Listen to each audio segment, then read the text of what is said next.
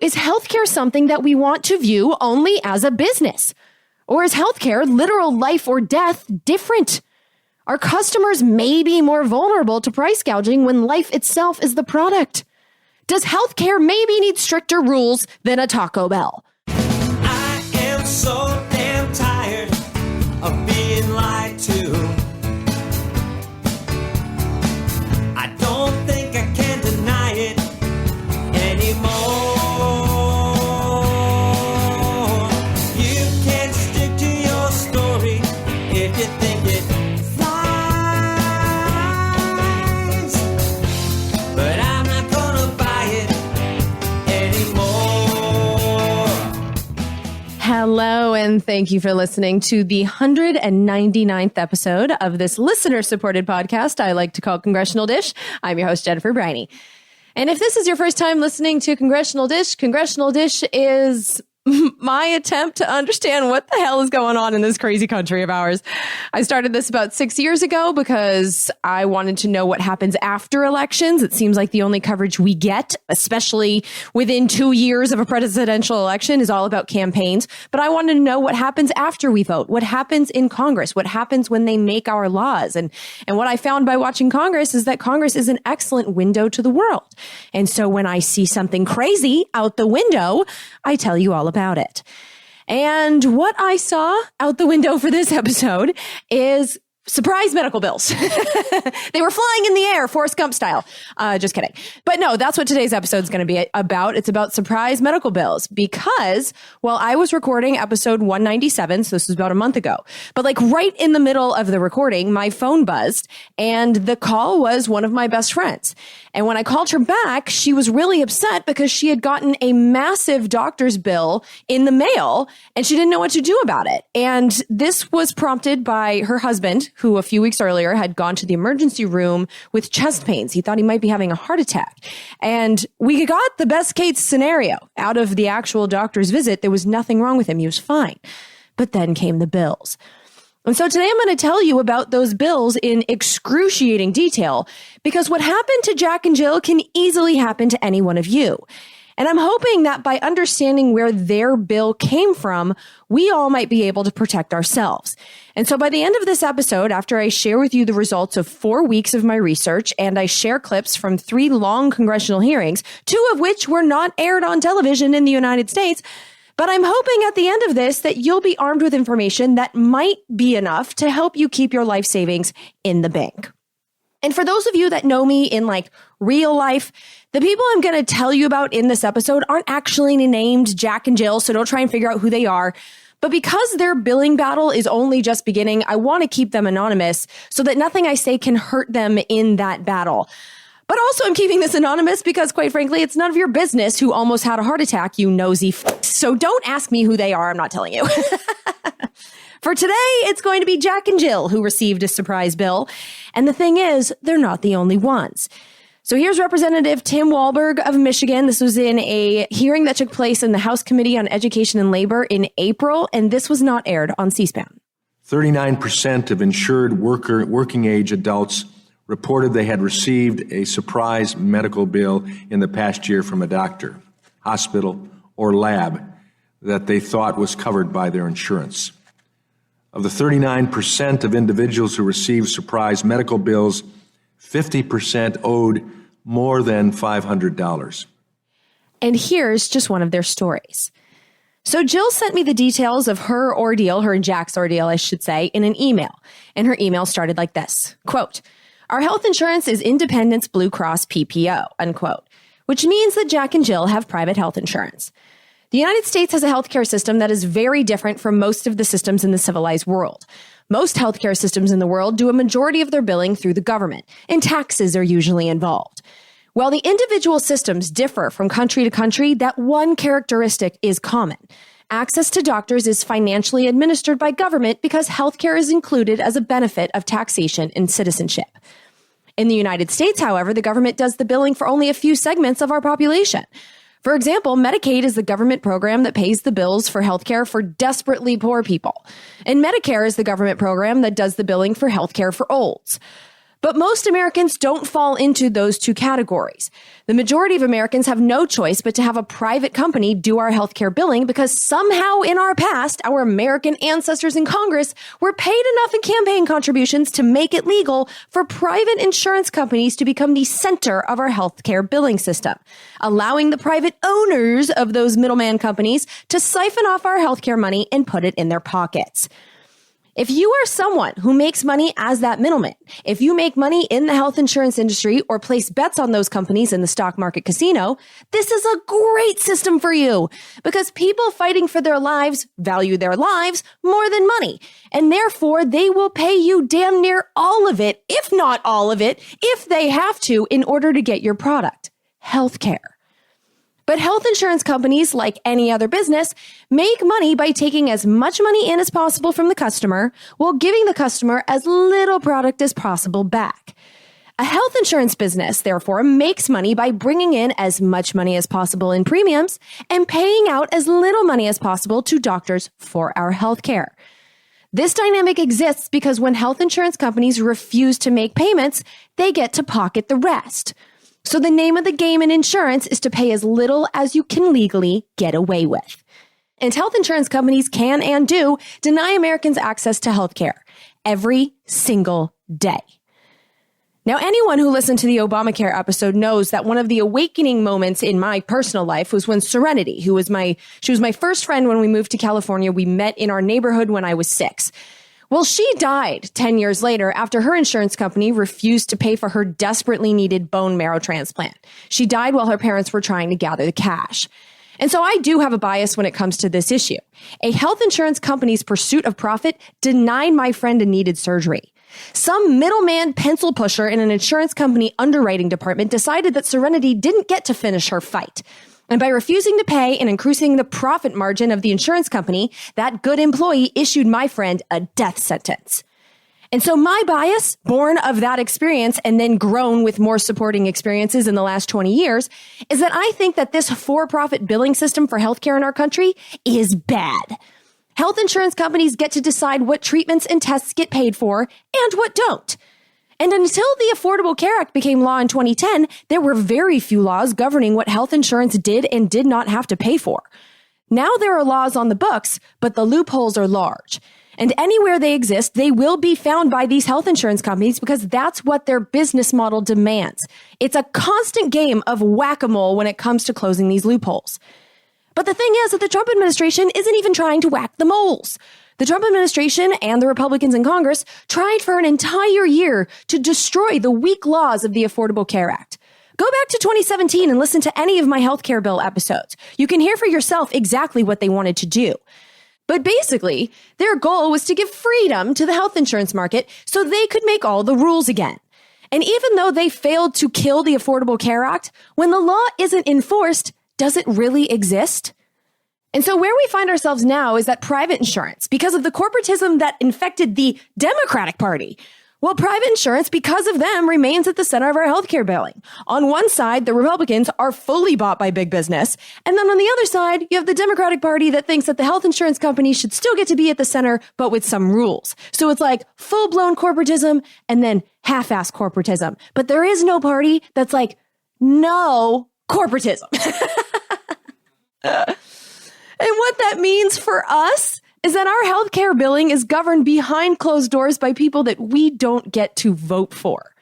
And spare me the argument that shareholders get to vote, that any citizen can participate in the private market system. It's nonsense. A company is a club that you have to buy your way into. The stock market is a casino that you have to buy chips. You have to buy shares to participate in. You have to pay for a vote or you don't count in a private company. And the votes are uneven because the more you pay, the more you count. So, for example, the CEO of United Healthcare, one of the largest health insurance middleman companies in the country, just last month bought $4.6 million worth of United Healthcare shares. United Healthcare stock has risen sharply and steadily in the last decade. The Affordable Care Act, Obamacare, well, the years since then have been amazing for this big-ass middleman because United Healthcare stock has increased from about $25 a share in 2009 to about $250 a share this week. And so after the CEO placed his $4.6 million bet on the company he makes the rules for, he ended up holding 904,367 shares of United Healthcare stock, which is worth over $226 million. So unless you have set aside $226 million to buy stock, to place bets on United Healthcare in the stock market casino, then you cannot possibly have an equal vote to David Wickman. In government, though, David Wickman's vote counts just as much as mine. He gets one vote, I get one vote, you get one vote. It's equal. Ish. I know that Americans are being denied fair, equal votes. That's what the next episode is going to be all about. But the goal is at least there in government. That's what we're trying to do. The goal, for those of us not actively sabotaging our own government, is fair, equal votes for everyone. But that's why the immorally rich and powerful who are paying for lawmakers and law enforcers who will dismantle our government, this is what they're paying for. They want people who will deregulate because they don't want us to have equal votes. They want it to be 226 million to 1. And David Wickman, the CEO of United Healthcare who gave money to a bunch of government dismantlers in the business titan captured Republican Party in 2016, well, this guy gets his money from collecting as much as we and our bosses can possibly pay in health insurance premium money and then paying for as little healthcare as possible. Denials of claims and increasing healthcare costs are where his $226 million came from. It came out of our premiums and into his pockets. And he's just one dude. Why do we allow this? And so that's my bias. I don't think we should. I want to be allowed at least into a government administered healthcare plan. I raise my hand just as fast as Elizabeth Warren did to get into that system because I want out of this private health insurance web. I at least want the option to get out. If you like this rigged game, fine, stay in it. But I want out. And that's what I tell my members of Congress. And so there's my bias. Word vomited all over my shirt for the world to see. And now that you've experienced my bias barf, let's get back to the tale of Jack and Jill and their quest for emergency health care. So, like I said before, their private insurance money-sucking middleman is Independence Blue Cross, which struck me when I read that because I have a version of Blue Cross too, but my insurance is Regence Blue Cross. So what we have in common, aside from being in the Blue Cross web, is that we get our insurance plans through our husband's work. So, Jack and Joe both work for nationwide companies that have employees in more than one state. And what this means is that all of us played no role in choosing which health insurance company controls our healthcare billing. Our bosses picked those plans associated with Blue Cross for us. So let's just acknowledge how fucked up it is that our corporate overlords make our healthcare billing middleman choices for us. That's some feudal shit, my peasants. But aside from that injustice, even though we had no say in the matter, Jack, Jill, Joe, and Jen all ultimately have the same insurance company, Blue Cross. But one is Independence and one is Regence. And so my question was, are they different? And the answer is yes. Here's Professor Jack Hoadley from Georgetown University's Health Policy Institute testifying to the House Committee on Education and Labor in April. You may be enrolled in Blue Cross. You ask your physician, are they participating in Blue Cross? They say yes. But it turns out Blue Cross has a variety of different networks. This would be true of any insurance company. And so, you may be in this one particular flavor of the Blue Cross plan, and your provider may not participate in that particular network. Networks. You're going to hear a lot about those today. So the way networks function are that the doctors, hospitals, and companies that have contracts with your health insurance company are in network. That means that if you go to one of these contracted doctors, hospitals, or companies, the rates you pay will be whatever is in your insurance paperwork. Pretty simple. However, the trouble comes when you go to a doctor or hospital that doesn't have a contract with your health insurance company, if your doctor or hospital is out of network. And when that happens, it's billing chaos. And so even though Jill and I are insured through Blue Cross, we might not be able to go to the same doctor without one of us paying out of pocket for the privilege because they're in Independence Blue Cross and I'm in Regence Blue Cross. Same parent company, but different networks. And so I looked into the specific differences. It turns out that Regence, my insurance, is owned by Blue Cross Blue Shield, but it's only available to customers in Idaho, Washington, Oregon, and Utah. And as many of you know, I live in Northern California. But the company my husband works for is based in Utah. So that's why we have Utah insurance, even though we live in California. And even though it's owned by one of the largest health insurance companies in the country, Regence has a pretty small network, which explains why it was such a pain in the ass when I moved here and needed to find a primary care doctor. The research to find a doctor took me like 4 hours. And the hardest part was navigating the Regence and Blue Cross Blue Shield websites, figuring out where to even find a doctor list that was applicable to my weird out-of-state plan. And honestly, I still don't really know how to figure out where we're covered and where we're not. So, like, for example, when Joe had to recently go to urgent care near my stepbrother's house because he had poked himself in the eyeball, we just crossed our fingers and hoped that because the urgent care receptionist said they took Blue Cross, that meant that the doctors were in network. I didn't know to ask.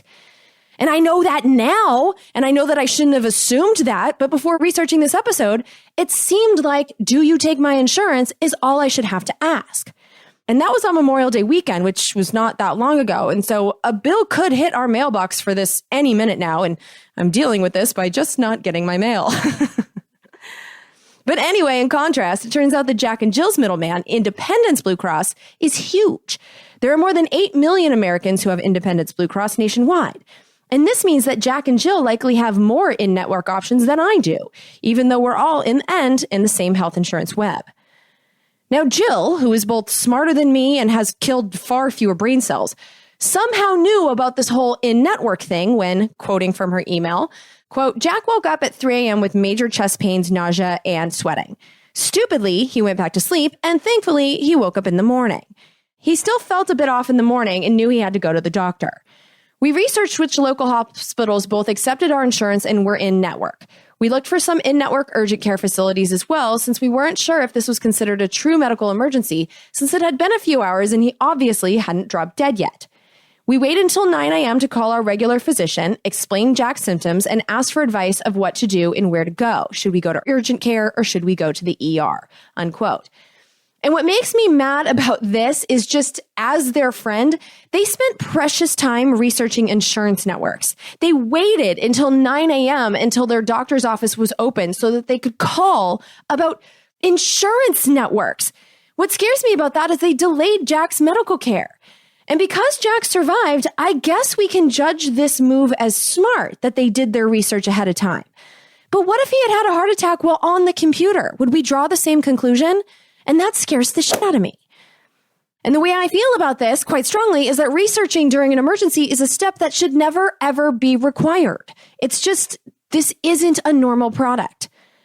But regardless of that, Jill knew enough to research both of those questions, and she called her doctor to figure out where to go. And that was her understandable mistake number one. Because the doctor or hospital is the wrong place to direct this question, even though it may feel the most natural. That's because that's not a question that a hospital or a doctor's office can answer. And here's why. According to Dr. Sharif Zafran, he's an anesthesiologist for almost 20 years. He's the current president of the Texas Medical Board, and he's the current chairman of a group whose name speaks for itself, Physicians for Fair Coverage. Again, there is no such thing as an out-of-network provider. There is a provider who may happen to be out-of-network with that specific product. So the only one who knows what the product is, of course, the patient and the insurance carrier. And they're the only ones who really have the information as to whether they're in network or out of network. So your doctor might honestly tell you that they accept Blue Cross plans. But if Blue Cross invents a new plan, a new product that you buy or your boss buys for you, the doctor might be out of network with that plan, with that product, and have no way to know it until the health insurance refuses to pay the bill. So one life lesson that I have learned is that when I need to find a doctor, I need to call my health insurance company before I go, not the doctor. But there's another trap that we can fall into, and right now, there's no way around this one. Because as you might expect, health insurance companies do have lists of who is in network for each plan. But the lists are sometimes wrong, and sometimes they're wrong on purpose, for marketing purposes. Here's a member of Congress, a doctor, Representative Phil Rowe of Tennessee. I've had my name in networks that I wasn't in, that you use, and many of those unscrupulous networks will use that to get people to sign up because this doctor, my doctor, is in there when you're really not. That's a middleman trick. Inaccurate lists allow health insurance companies to trick peasants like us into paying them premiums and then allow the bloodsuckers to refuse to pay when the doctor is actually out of network. Ha ha, fooled you.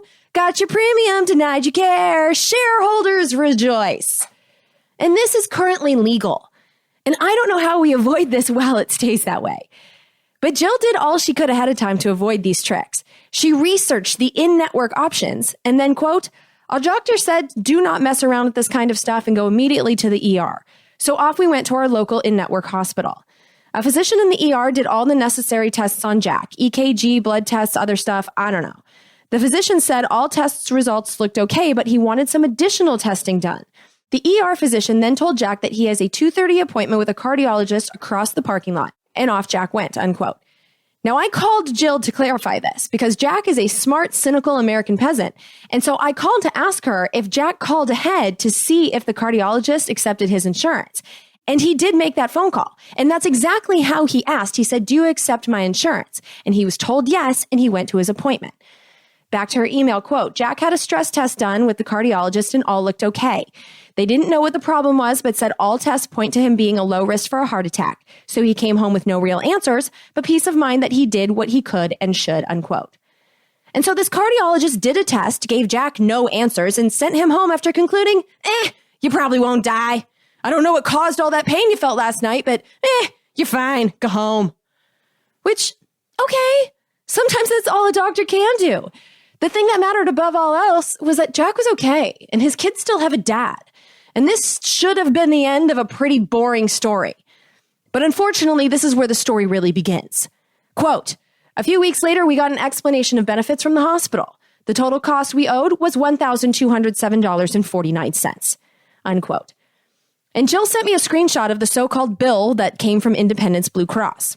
The infographic explained to Jack and Jill that the provider charged $10,367.50. Now, who is this provider? That information wasn't on the bill. Also, what exactly did they charge for? Also doesn't say. It just says the total. And so basically, Jack and Jill were told that someone charged $10,367.50 for maybe Jack's emergency room trip. This is what they assumed because that was the only doctor interaction Jack had had recently, so it seemed like a safe assumption. Which meant that they were looking at a price of over $10,000 for an ER visit, which consisted of inconclusive tests. And that's it. And just on its face, when looking at this charge, I'm forced to wonder what about a few tests yielding no answers could have possibly added up to $10,367.50. In my silly peasant brain, that seems like an unreasonable charge. And so while watching these hearings, I wanted to know, what is the cost of an ER visit? What's the average? And I got a partial answer. This is Dr. Safran again, the anesthesiologist. Well, I can tell you that from the physician standpoint, for emergency room physicians, for example, the average weighted cost of every visit is about $155. So $155 is the average cost for the actual ER doctor. Where should Jack's ER visit fall when judging average, though?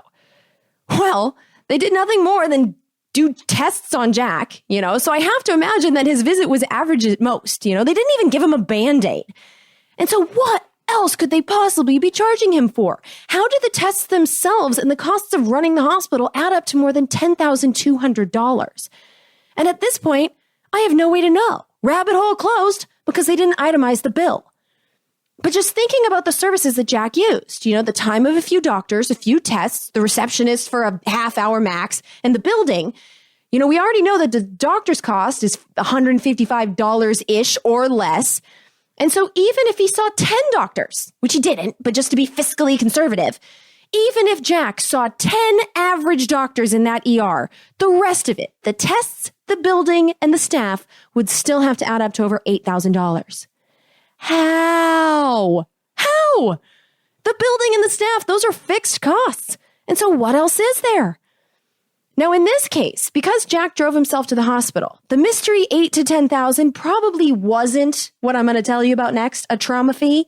But trauma fees are a national scandal, and this is something that I think we all need to be aware of, even though I ruled it out in the case of Jack and Jill. So trauma fees are the price a trauma center charges when it pages and assembles a team of doctors and nurses to meet a patient with possibly serious injuries who's on their way to the hospital. So like every time in Grey's Anatomy, right before they're about to get frisky in the supply closet, but the doctors get paged and everyone has to go and wait for whatever dumb got a bomb lodged in his stomach that day. Well, when they're all standing there waiting, that's what the trauma fee is for. That fee is for getting all these brilliant doctors to come together and care for one person. The emergency room can charge a fee just for that page, just for calling the doctors together. And to be clear, this fee is billed on top of the emergency room's doctor charges and the emergency room's normal fees, which is fine. Except what's happening all over this country is that if it turns out that the bomb in dumb stomach is merely a flesh wound, requiring a Band-Aid and an aspirin and nothing else, and the trauma team doesn't actually do anything, the hospitals often still charge this fee for tens of thousands of dollars. And so here's a real life example. Sam Housen fell off his motorcycle in Napa. He didn't get hit by a car or anything. He just fell down. And so, Sam's not really a badass biker, but that's beside the point. The point is that after he just, fell down and bumped his head, an ambulance was called by a bystander. And even though Sam was alert, he was talking, the EMTs told the hospital to assemble a trauma team because he had hit his head and they didn't know if there was a serious injury that they couldn't see yet. And this is what we should want our EMTs to do. This is not their fault. We should all want our EMTs to take every precaution when it comes to the functionality of our brains. And so the ambulance brought Sam to the hospital, but the doctors quickly concluded that he was fine. They literally gave him 1 ibuprofen and 2 staples in his head to close the wound. That's it. No x-rays, no CAT scans, none of that shit. But his bill came to almost $27,000. And $22,500 of that was a trauma fee, just because a group of doctors were paged. And how much you're charged doesn't depend on the service that you get or which hospital you go to. It depends on who you are and what insurance you have. Because Medicare, the government rate for olds, basically, and I know some of you hate it when I say that, but olds, I can't help it. But Medicare will pay a trauma fee of no more than $1,000. The government had negotiated rates and they have these locked in with contracts. And so it's $1,000 is what the government says is fair. And people without insurance are considered pitiful and generally charge something close to the true cost of whatever that service is. But it's people with private insurance that get charged the most, people like Sam. And the hospitals get away with this because it's a completely unregulated source of revenue. There are no rules. The reason for this is that trauma fees have only been a thing since the W. Bush years, after they were lobbied for by what is known as the Trauma Center Association of America. And the reason behind them actually makes sense. The doctors in the trauma centers have to be on call, and the staffing of highly trained experts like that costs money. And so in the early W. Bush years, these fees were approved to allow hospitals to charge for those staffing costs. The problem is that no one created any rules for what hospitals, which are allowed to be owned by private companies in this country, can charge. There's no cap on trauma fees. And the profitability options in this situation are obvious. Because trauma fees themselves are not scandalous. We do need highly trained teams of medical wizards on standby. And again, the government negotiated with hospitals and insurance companies to pick a fair price during the W. Bush years, which has gone up every year, by the way. And they settled at maximum $1,000. And $1,000 to call a team of doctors together, regardless of what happens, seems fair to me. I can understand that. And it's a legally negotiated baseline. But there's a corporate hospital in California that has their trauma fee listed at $77,880. Just to assemble a team of doctors, regardless if they do any actual work or not. A $77,000 page. And that's greed. There's no way around it. That price cannot be justified. And many hospitals don't even try to justify it. They just openly admit that they game the system.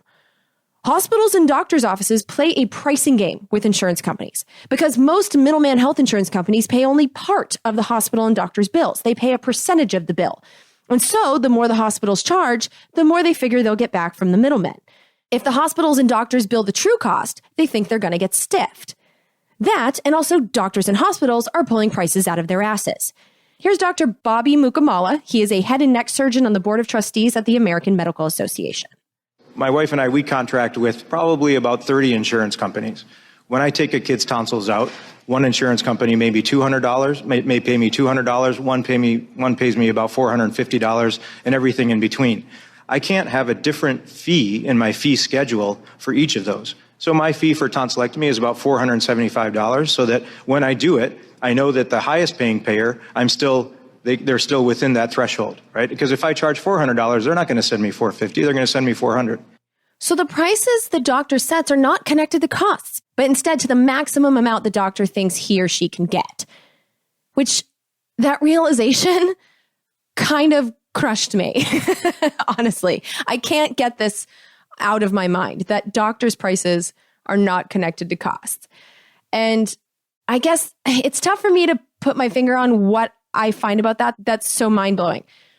And I guess it's because I always just autopilot to trust your doctor. You know what I mean? I think a lot of us do. And I think that may be one of the reasons that every time I've gotten mad about a medical bill, when I got mad, I've talked about this so many times, but I got a bunch of bills for a $400 physical back before the Affordable Care Act. I always blamed the health insurance company. I've never blamed my doctor for that. And I think I've definitely had some bias blinders because the health insurance company let Serenity die for profit. But I just kind of realized that I've never questioned my doctor's bill because I just generally don't question doctors. They're wizards. They know all. And I'm only kind of kidding. I think we all want to see our doctors as wise, moral wizards. But the plain fact is that a lot of their prices just aren't connected to costs. They charge based on getting the most they possibly can.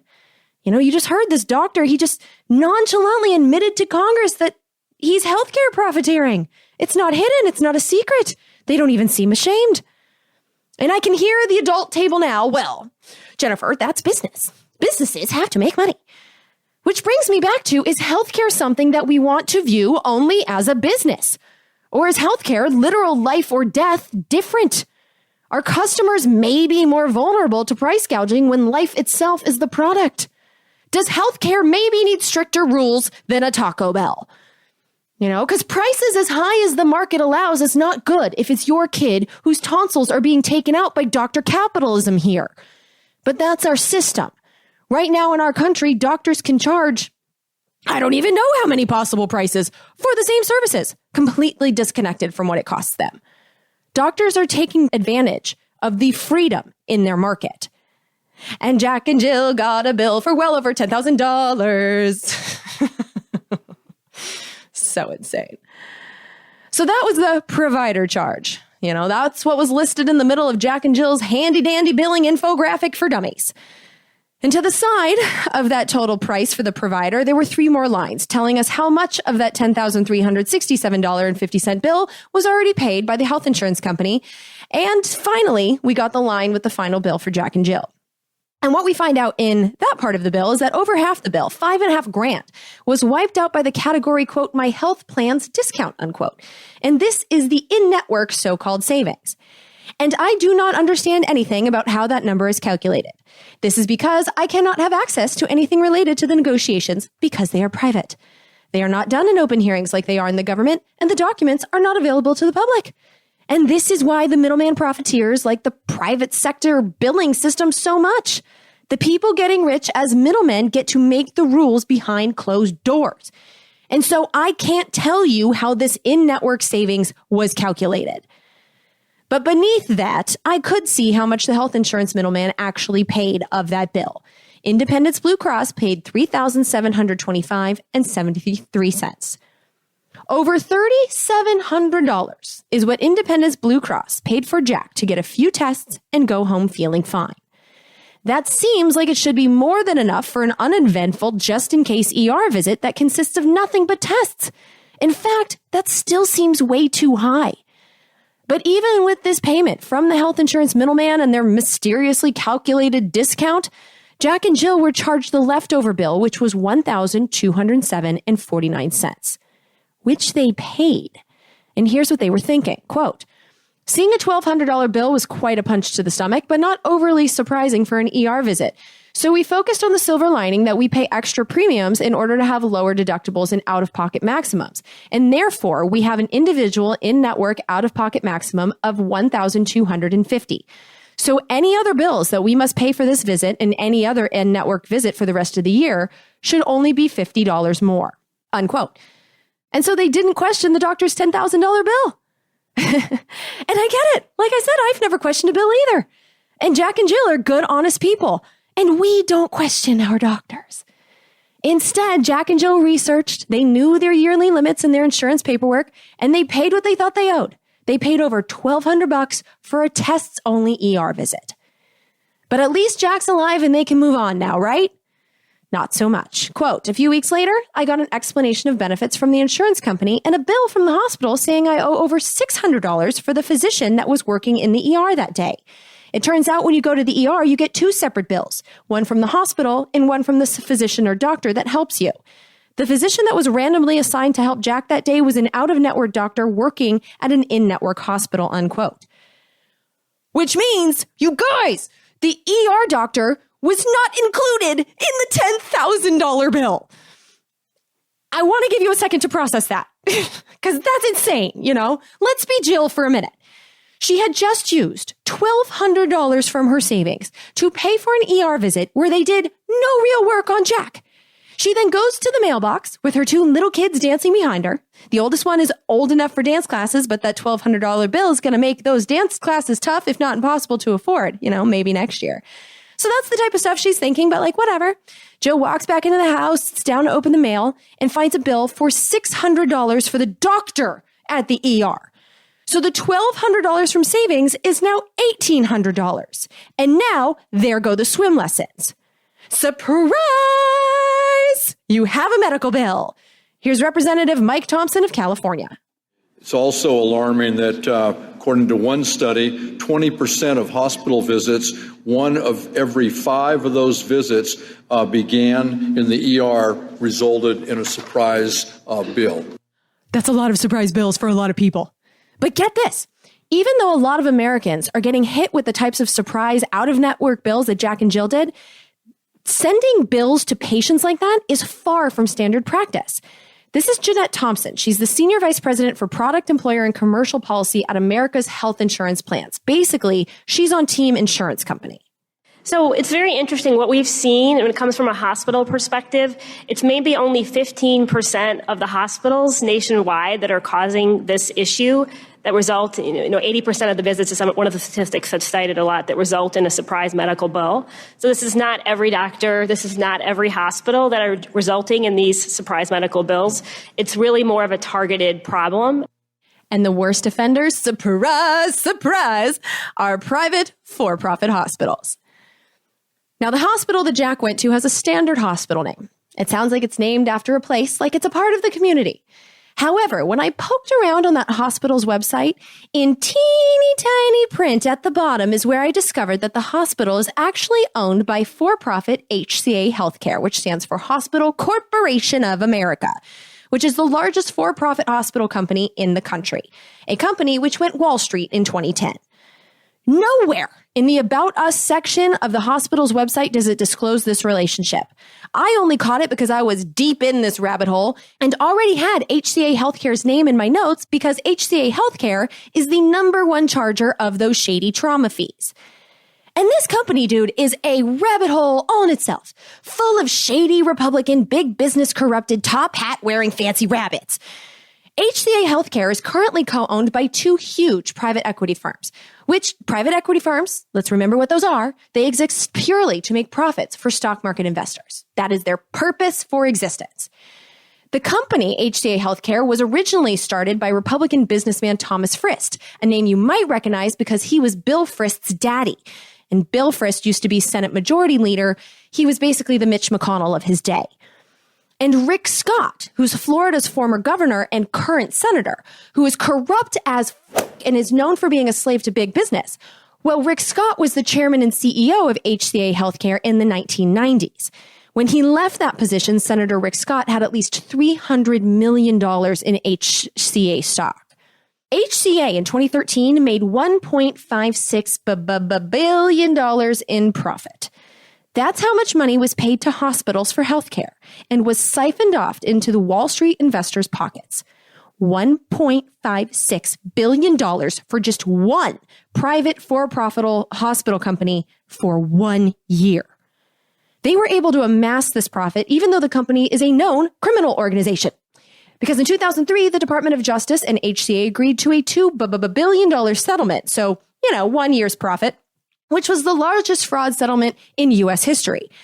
And this went down because HCA systematically overcharged the government health care provided to olds and poors in Medicare and Medicaid. HCA was also caught giving kickbacks to doctors for referring profitable patients, and HCA was caught performing tests and treatments that were medically unnecessary in order to overcharge for those patients. As of October 2018, HCA has admitted to a total of 14 felonies. But HCA healthcare is still allowed to exist. In fact, 1 out of every 22 emergency room visits in the United States occurs at an HCA-affiliated hospital. So what happened to Jack can easily happen to you. But they're not the only player in this game. One of their main competitors is LifePoint, which last fall got gobbled up by Apollo Global Management, another private equity firm that also owns Caesars Entertainment Corporation. And so those of you who think you don't gamble, think again.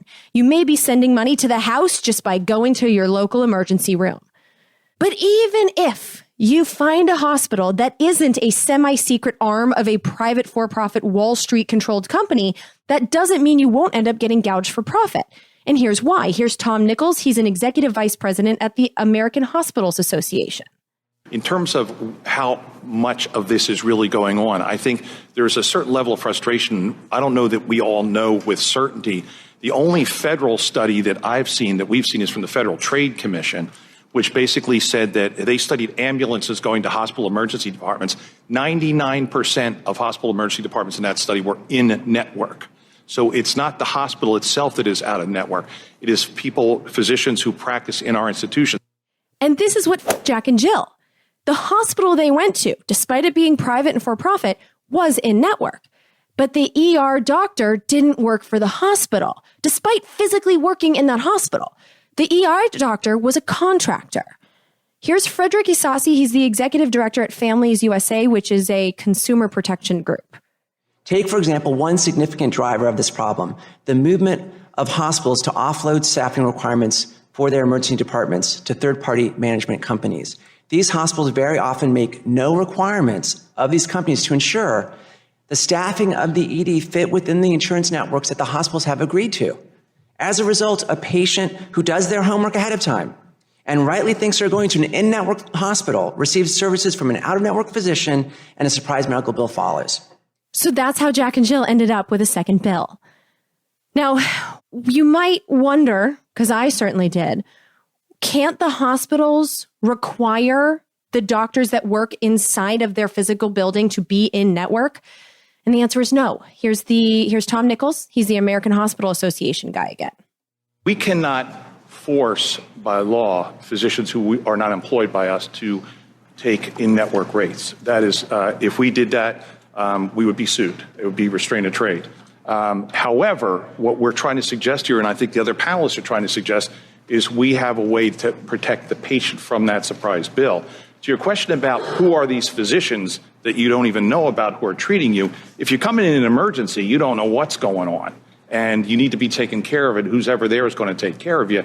The other situation, which we've talked about, is when you knowingly come into an inpatient, in-network facility, you did all the right things, but an out-of-network physician, anesthesiologist, perhaps radiologist, pathologist, takes care of you, and that's where the bill is generated from. So we cannot make people do that. We try to get physicians to be in our networks, in the same networks, but again, this is an issue of private contracting. It's an issue of profitable private contracting. Because out-of-network doctors being able to charge whatever they want in an in-network hospital is working out great for some people. Here's James Patrick Gelfand. He is the Senior Vice President for Health Policy at the ERISA Industry Committee. And so basically, this guy represents employers with multi-state plans. This guy in this scenario represents me because he represents the type of insurance plans that Jack, Jill, Joe, and I have. He basically is representing our bosses as the customers of this type of insurance plan.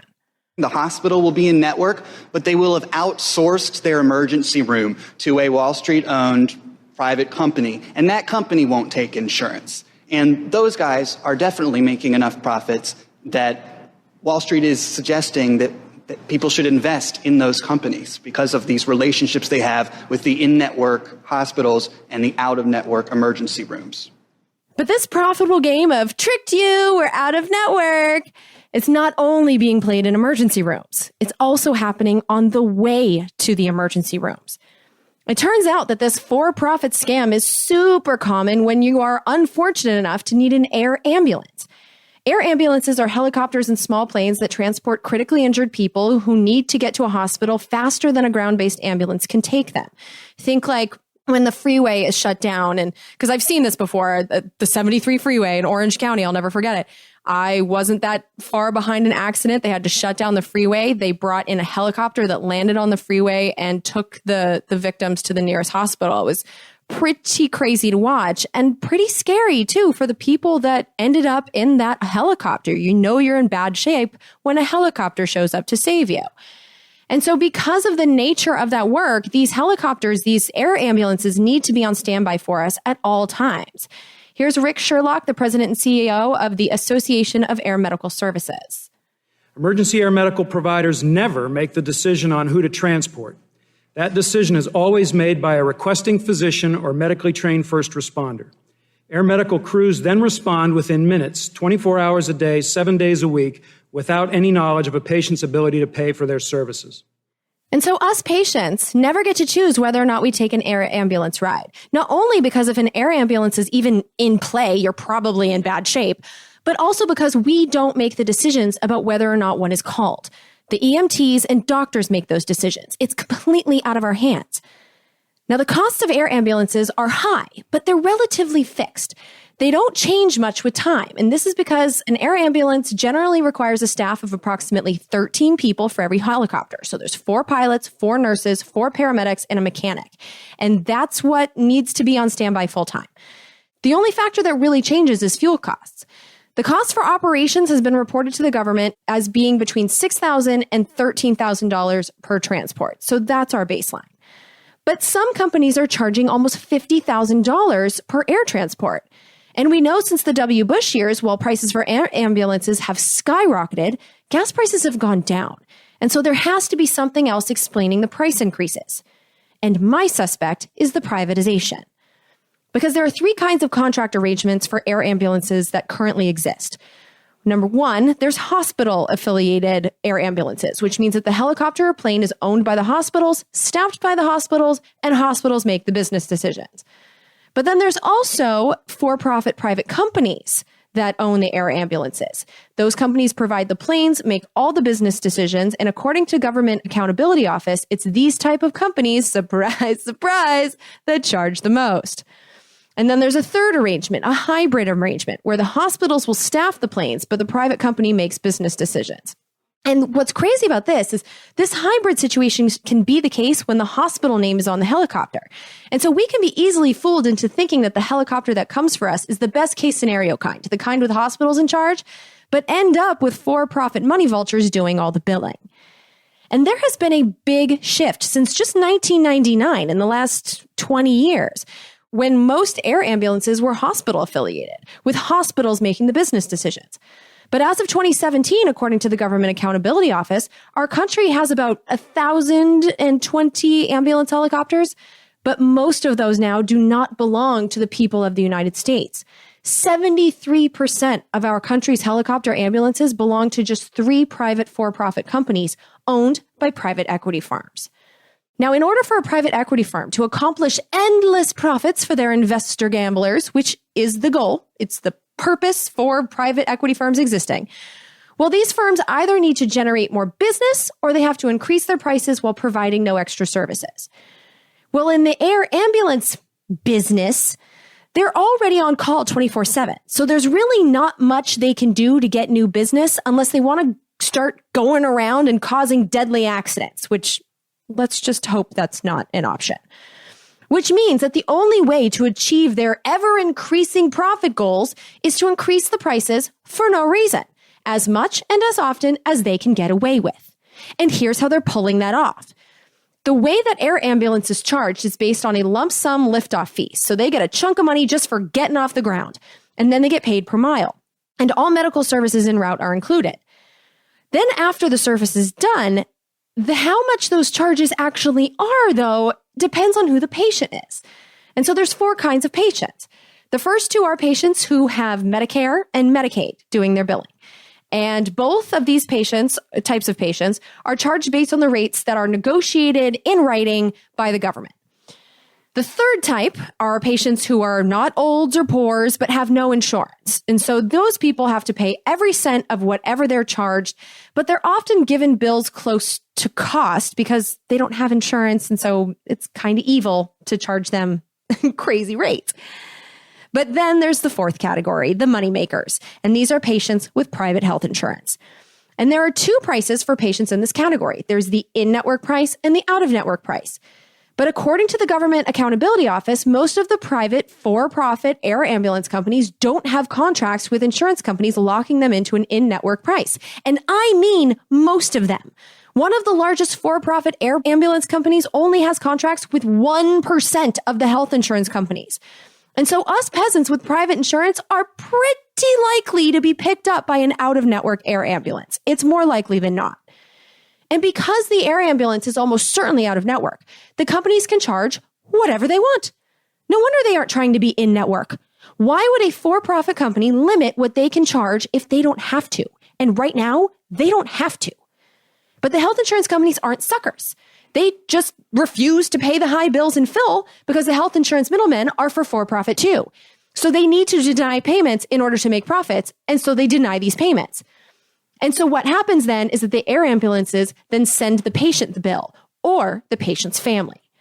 For example, in 2015, Michael Roth was flown 18 miles to a hospital in New York after he collapsed at work and hit his head. Sadly, Michael Roth died from his head injury. After his workers' compensation insurance company refused to pay for the air ambulance, his insurance company paid $4,370. But that wasn't enough for the for-profit air ambulance company. They billed Michael's family for the rest of their bill. They billed Michael's kids for $34,495. When his kids couldn't pay it, the for-profit air ambulance company sued to put a lien on Michael Roth's estate, preventing his kids from selling his house. It was only after a TV reporter told the world that this was happening that his health insurance company, Aetna, paid the rest of the bill.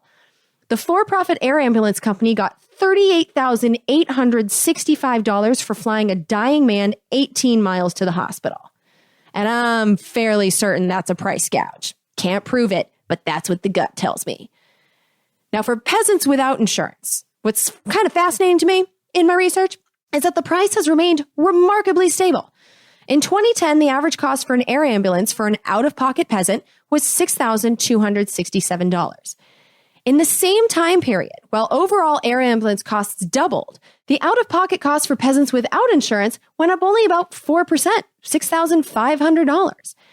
And it seems to me that if that's what's being charged out of pocket, that's probably pretty close to the true cost. But for private health insurance, the air ambulance companies charge between $13,200 and $49,800. Same service, wildly different price depending on who it's for. In a 2017 Government Accountability Report, 7 out of the 8 air ambulance companies reported that the majority of their money comes from patients with private health insurance, even though privately insured patients were a minority of their patients. At most, people with private insurance made up 41% of the air ambulance patients, but provided most of the money. And so while the rates for out-of-pocket peasants increased 4% from 2010 to 2014, the rates for patients with private health insurance increased by 70%. And the companies straight up admit, as reported by the GAO in 2017, that the difference is on purpose. Here's Rick Sherlock. He's the president and CEO of the Association of Air Medical Services. He's on team air ambulances for profit. The median cost of a helicopter air transport is $10,199, according to a study conducted in 2017.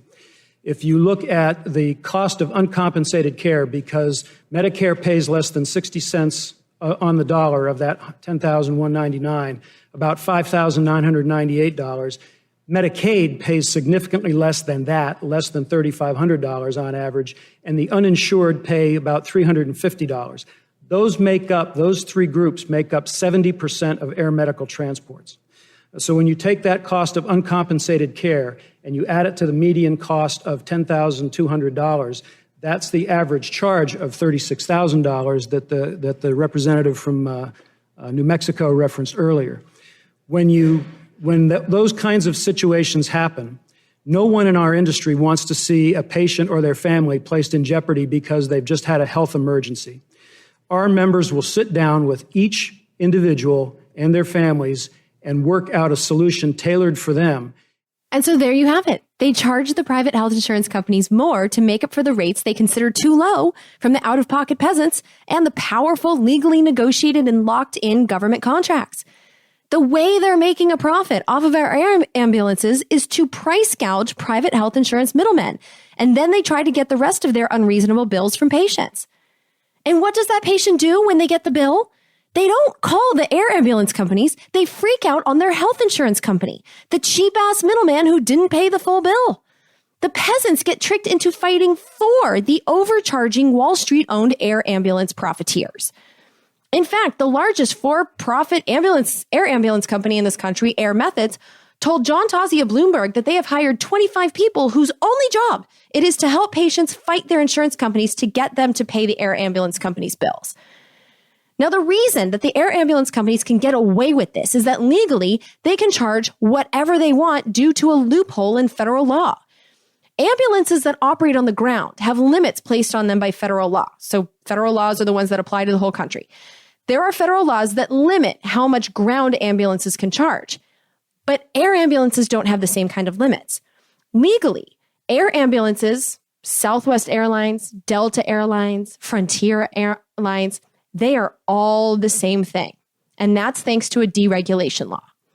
Now, obviously, this is some kind of legal fuck-up because an air ambulance should be an essential government service, which I define as something that we all need on standby and is impossible to put on standby on our own. And air ambulances are in that category unless you're like Jeff Bezos or Batman, but most of us aren't Batman. You know, most of us can't have an air ambulance with the staff to operate the damn thing on standby 24 hours a day, 7 days a week, forever. Who has the money for that outside of Batman? You know, that's the type of thing that government exists for. But our government has been systematically dismantled over the course of my lifetime by businessmen who weasel themselves into government and change the laws to allow themselves to profit off of essential services. The service is so vital to our lives that us captured customers will pay anything to access. And so in 1978, they got the air ambulances. This happened when the Airline Deregulation Act tore up a bunch of laws and allowed air ambulances to be legally considered air carriers, no different from a Southwest, Delta, or American Airlines flight. You know, those are businesses that rightfully aren't considered essential government services and therefore allowed to charge whatever they want for their non-essential private services. But air ambulances, how the fuck are they in the same category? Well, I found out. Here's Rick Sherlock, the president and CEO of the Association of Air Medical Services. Our members are unique in the healthcare system. The service is heavily regulated by the states for the purposes of healthcare as ambulances and the federal government for aviation safety and services as air carriers. It is their status as air carriers that allow rapid transport of patients over significant distances. Over 33% of our flights cross state lines every day. For that reason, the Airline Deregulation Act's uniform authority over the national airspace is essential to the provision of this life-saving service. Exempting air medical services from the ADA would allow states to regulate aviation services, including where and when they are able to fly, limiting access to health care for patients in crisis. Now, that may make sense, although I can't think of a reason why any state would limit the ability of an air ambulance to fly in their airspace. But even if we give them that reasoning, allowing unlimited charges for this service was at best a problematic, unforeseen consequence.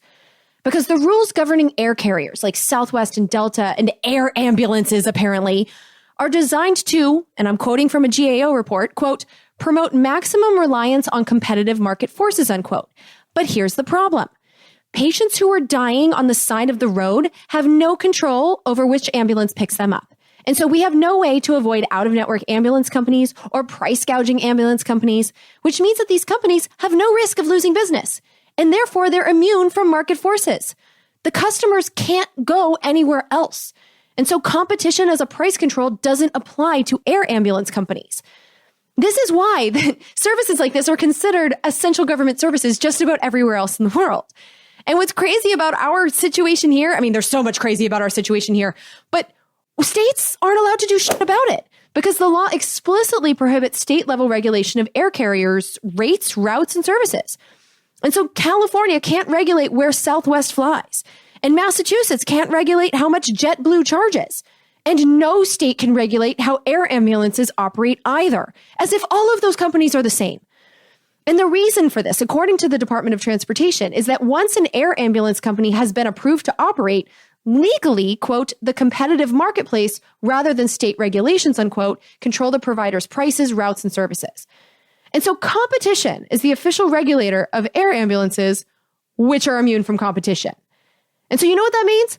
That means that these businesses aren't being regulated for price gouging at all. Not by government and not by economic forces. And so, since there is nothing limiting what private air ambulances can charge, they're charging a metric shitload for these life-saving flights. And they're getting real greedy. The amount that they've been charging our government for air ambulances doubled from 2010 to 2014. Doubled in just 4 years during the Obama years. The Government Accountability tried to find out how many of those charges got transferred to the patient when the government refused to pay and when the private insurers refused to pay the full ransom, but they couldn't get this information because these companies are private. You know, you heard them. The companies themselves say that they increase prices to insurance companies to make up for whatever they consider to be low payments from others. And when these private for-profit companies don't get the amount of money that their investors want from the government or health insurance companies, they bill us for the rest. Because us regular suckers are easier to squeeze than government or health insurance companies for that matter. We're a lot less powerful than government or health insurance companies. And they're allowed to charge us. And so they do. And they don't want anything to change. Here's James Gelfand. This is the guy that I'll just tell you straight up. He was my favorite in all of these hearings. But he's the guy who is on team, employers. He is on the team of giant companies that pay for this health insurance. And here's what he said about these ambulance companies. The ground and air ambulance companies are asking Congress to let them keep surprise billing too. Do nothing, wait for another study, another report, and there have already been 4. They know patients cannot shop for them, and many participate in no networks. State insurance commissioners are begging for help with air ambulances, but Congress has tied their hands. Employers think Congress should end this. Treat medical transport the same as emergency care. We should end surprise billing in the ER and on the way there. Amen. And so, back to Jack and Jill. So at this point, they've already paid $1,200 for their ER visit, and now Jill just got another bill for $600 for the ER doctor alone. And her message continued. She said, quote, "So they said that we owe the full amount despite having absolutely no control over which doctor helped him that day. I called my insurance company and the company that is the middleman between us and our insurance, and they told me that there is nothing they can do and I need to work with the hospital in hopes of getting them to reduce the amount. And so I called the hospital. The lady in the billing department for the hospital, thankfully, was very helpful and blunt, telling me, your insurance is trying to screw you," unquote. This is exactly what the out-of-network doctor and whatever private company he works for is counting on. The helpful, blunt lady that told Jill to fight her insurance for the out-of-network doctor at the in-network hospital's extra bill. And Jill did. She fought for the unreasonable bill to be paid. This strategy works. And I think it works because, well, the health insurance companies, who doesn't feel that way? We're all more comfortable with the idea of a health insurance middleman being greedy and being the bad guy. But your friendly wizard doctor who, let's be real, at some point has probably seen you mostly naked, our brains don't even want to go there. That person has to be a saint. And so fuck the insurance company. Who are we to question doctors and saints? And so Jill fought the insurance company with the help of the blunt lady who worked for either the doctor or the hospital. And quote, she explained this is all called balance billing and some states have laws to protect you from it. So I Googled away and realized living in California, I am protected. I called the insurance company back and armed with this new information, they then agreed to resubmit the claim. A couple of weeks later, I got a new explanation of benefits saying the amount I owe was no longer $600 and was changed to $39.11, unquote. And so Jill gave me the billing infographic for this one. The bill amount didn't go down. Instead, the insurance company ended up paying $827.89 out of the $867 the ER doctor wanted. And Jill paid the remaining $40.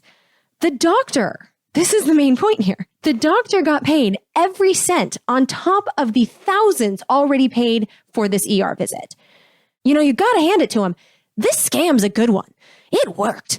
The for-profit contractor at the for-profit hospital got every penny of the $867 he demanded for doing a few tests for about an hour. Well played, sir. But here's the crazier part of this. Turns out, Jill actually isn't protected from any of this under California state law.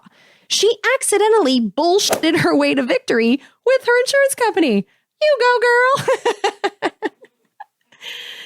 Here's Professor Jack Hoadley. He's a professor at Georgetown University's Health Policy Institute. Our research shows that to date, 25 states have acted to protect consumers from surprise bills in at least some circumstances. 9 of these 25 meet our standards as offering what we consider to be comprehensive protection. For protections to be comprehensive, we look to, number one, whether they apply in both emergency situations and in in-network hospital settings, such as electing an in-network surgeon but being treated by another clinician who's out of network. Second, that these laws apply to both HMOs, PPOs, and all other types of insurance. Third, that the laws address both insurers by requiring them to hold consumers harmless from balance bills and providers by barring them from sending balance bills. And fourth, that the laws adopt some kind of a payment standard, either a rule to determine payment from insurer to provider or an arbitration process to resolve payment disputes. Although these 4 conditions don't guarantee complete protection for consumers, they combine to protect consumers in most emergency and network hospital settings that the states can address.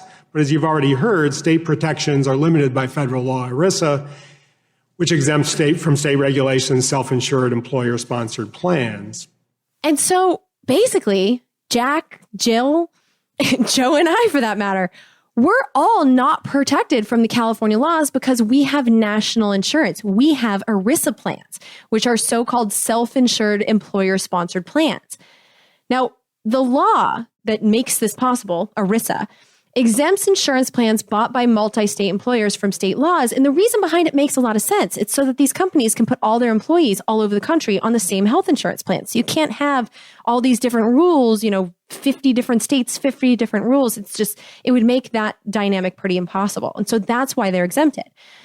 And the reason that Congress is paying so much attention to this surprise medical billing issue right now is that 100 million of us fall into this category. About a third of us get our insurance from a company that operates in more than one state and is exempt from state laws. And so what that means is that 100 million of us are completely unprotected from surprise billing, no matter what our state does. Here's Representative Joe Courtney of Connecticut speaking to Elise Schumann. She is the Senior Vice President for Health Policy at the American Benefits Council. ERISA really has to be dealt with if we're going to really have a comprehensive solution for America's patients. Is that correct? That's exactly right. For the self-funded plans, the 60% of employer-based plans that are not subject to these state laws, like in Connecticut or other states, we have to have a federal solution that addresses ERISA so that we deal with this problem in a uniform nationwide way.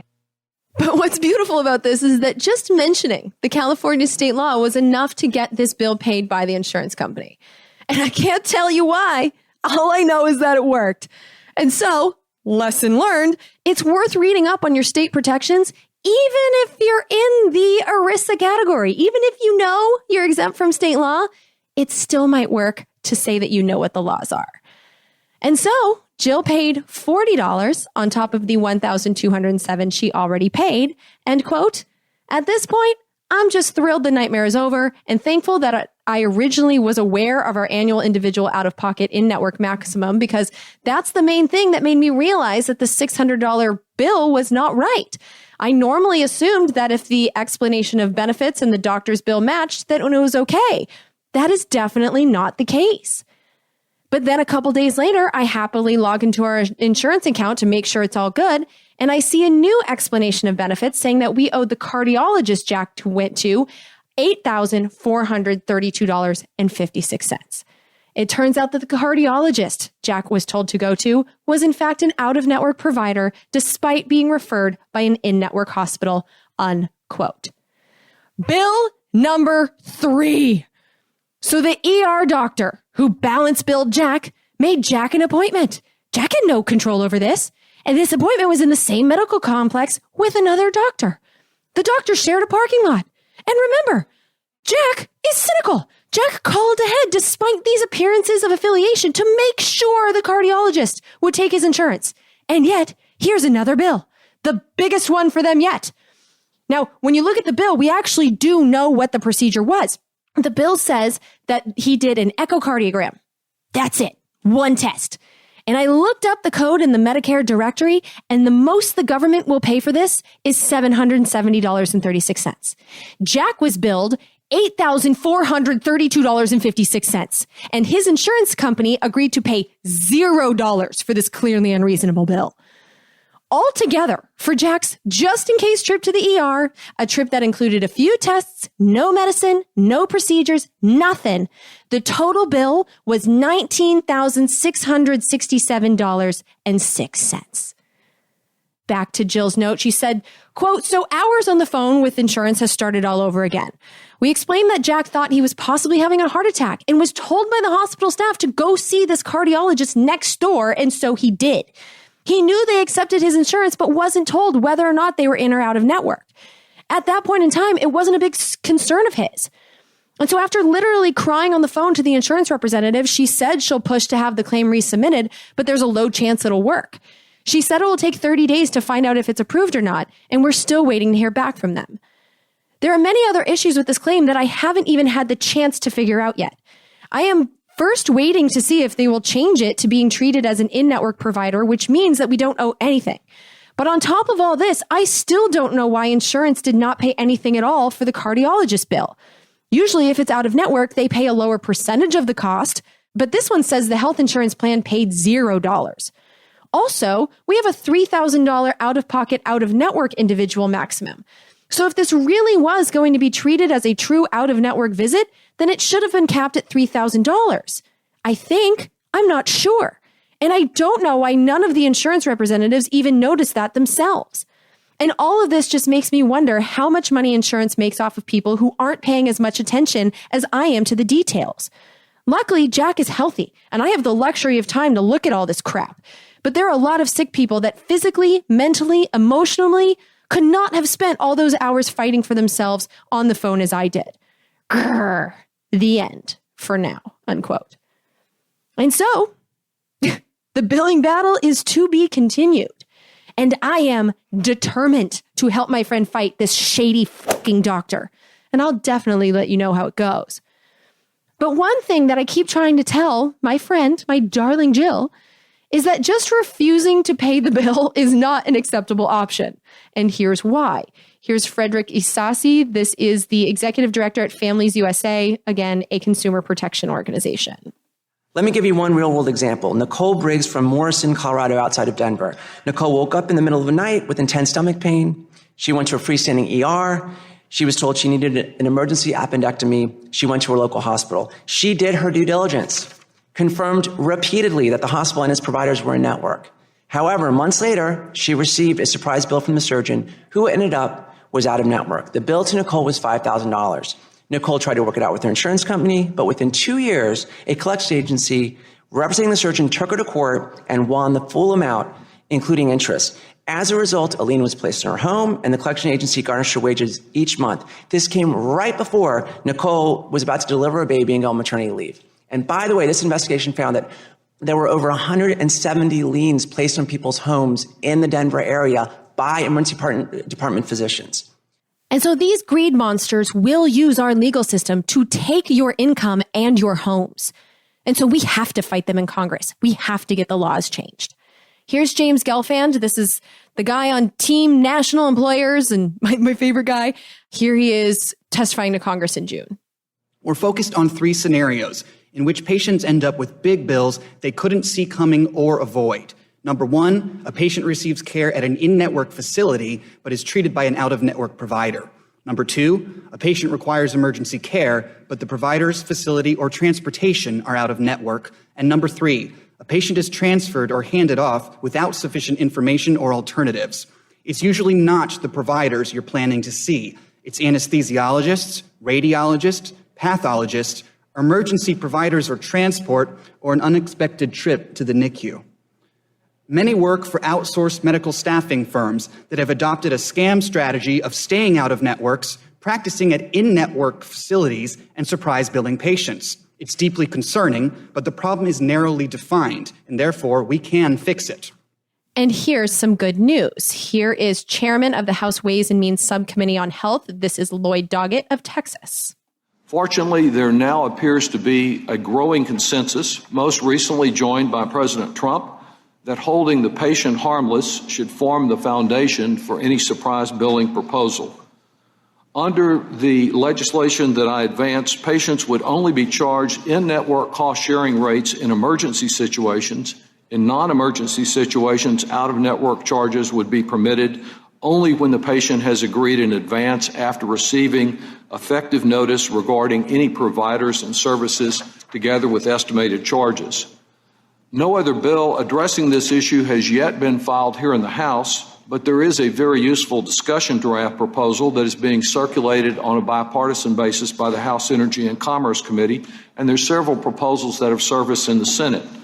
While every proposal currently begins with the basic premise of the Enterprise Billing Act, conflict remains over how to resolve insurer-provider disputes.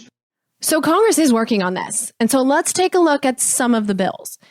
So in the Senate, there's a bill that was written by Senator Rick Scott, who you might remember from earlier in this episode as the former CEO of the criminal organization known as HCA Healthcare, who walked away with $300 million of their stock. And his bill is actually, surprisingly, not the worst one. It's definitely not the best one, but it's not the worst one. Because first of all, Rick Scott's bill has a very clear, quote, prohibition on balance billing, unquote. His bill says the insurance company, quote, shall be solely liable for making payments to an emergency services provider for emergency services, unquote. And that the patient, quote, shall not be liable to the emergency services provider, unquote, for any amount over their copay. It's pretty strong language. It also says that the insurance companies would pay in-network rates for any out-of-network doctors in emergency situations. And it also addressed non-emergency situations by saying that doctors can't balance bill patients for work they perform at an in-network hospital, regardless of their network status with that hospital, if the patient had no other option. And for both emergency and non-emergency out-of-network doctors, the insurance company could pay the doctor's full bill if they wanted to. They could go to arbitration to negotiate a fair payment, or the insurance company could pay the doctor the, quote, usual and customary amount, unquote, charged by the doctor for similar services, quote, in the community where the services were provided, unquote, which is pretty vague. You know, how big is a community and who defines what's usual and customary? And so that looks like a loophole generator that could let the insurance companies underpay doctors. And I really don't like the power given to insurance companies there. But I like some of that. I like the prohibitions that are just straight up, you can't do it when it comes to balance billing. But the bill gets problematic, like really problematic, in the pages that create an arbitration process, which pays a judge to settle pricing disputes between doctors and insurance companies. And so here's my favorite witness again. Here's James Gelfand, who represents the big employers who pay tons of money for our insurance. And here's what he had to say about setting up an arbitration system. But not everyone wants to stop the surprise bills. Some provider specialties are saying, let us keep doing what we're doing, just use binding arbitration to make someone else pay these bills. They're asking for a non-transparent process that could force plans and employers to pay massive and fake medical list prices. It's essentially setting money on fire. Funds that would have been used to pay for health care will instead be spent on administrative costs, such as lawyers, arbitrators, facility fees, and on unreasonable settlement amounts. Make no mistake, patients will pay these costs. And Rick Scott's bill looks like exactly what he's talking about. For example, whoever loses the arbitration case has to pay the costs of the arbitration, which are not capped. And if the losing party doesn't pay whatever the judge decides, they'll be fined $500 per day that the bill isn't paid. Now, this is something that sounds really good for the emergency room doctors like at HCA Healthcare, this sounds like a really good way to extract money from the health insurance companies. And so basically the arbitration process in his bill leaves the door open to a lot of fees and high doctor bills. It's super loopholey. And just looking at it right there, I just told you, I can easily find ways for both insurance companies and greedy for-profit Wall Street-owned hospitals to extract money from our healthcare budgets, which works for Rick Scott, who gets paid by both sides in campaign contributions. Rick Scott's number 6 largest contributor to his campaign in the last 5 years has been from individuals affiliated with State Farm Insurance. They've given him about $38,000. But then his number 12 largest contributor block is HCA Healthcare, the private for-profit hospital chain that he used to be in charge of.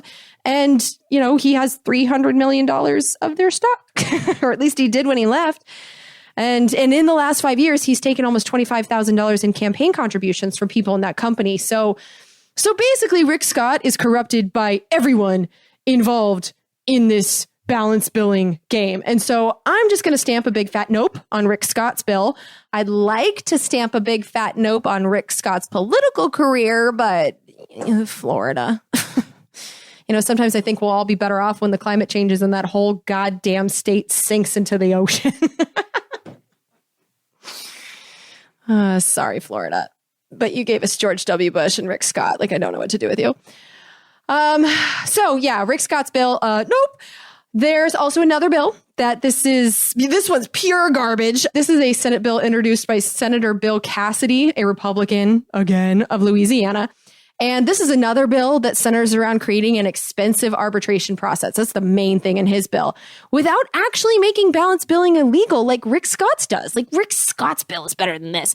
And his bill, or Bill Cassidy's bill, also has a bunch of notification requirements, as if, being told I'm going to rape you in any way makes the following rape okay. And so, here's the problem. They call these I'm going to rape you provisions transparency provisions. But here's the problem with them. Here's Christian Linke Young. She's a fellow. Is this a she? Notice isn't enough.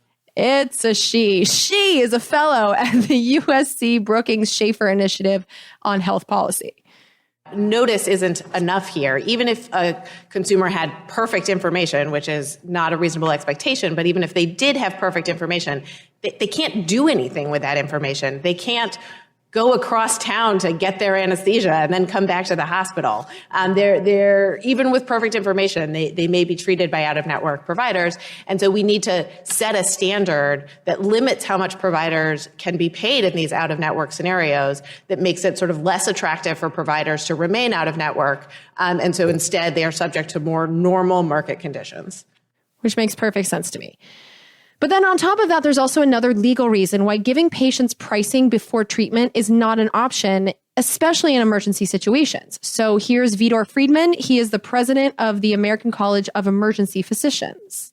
Unlike most physicians, emergency physicians are prohibited by federal law from discussing with a patient any potential costs of care or insurance details until they are screened and stabilized. This important patient protection, known as EMTALA, ensures physicians focus on the immediate medical needs of patients. However, it also means that patients cannot fully understand the potential cost of their care or the limitations of their insurance coverage until they receive the bill. And that's how I think we want it to be. I don't want my ER doctor negotiating bills. I want them doing whatever they can to save my ass. We need ER doctors to be our magic wizards, our healers, and their focus should be on that. And so that's an even bigger nope on the Cassidy bill. But Lloyd Doggett's bill in the House has some potential. So here's Jeanette Thornton. She's the senior vice president at America's Health Insurance Plans.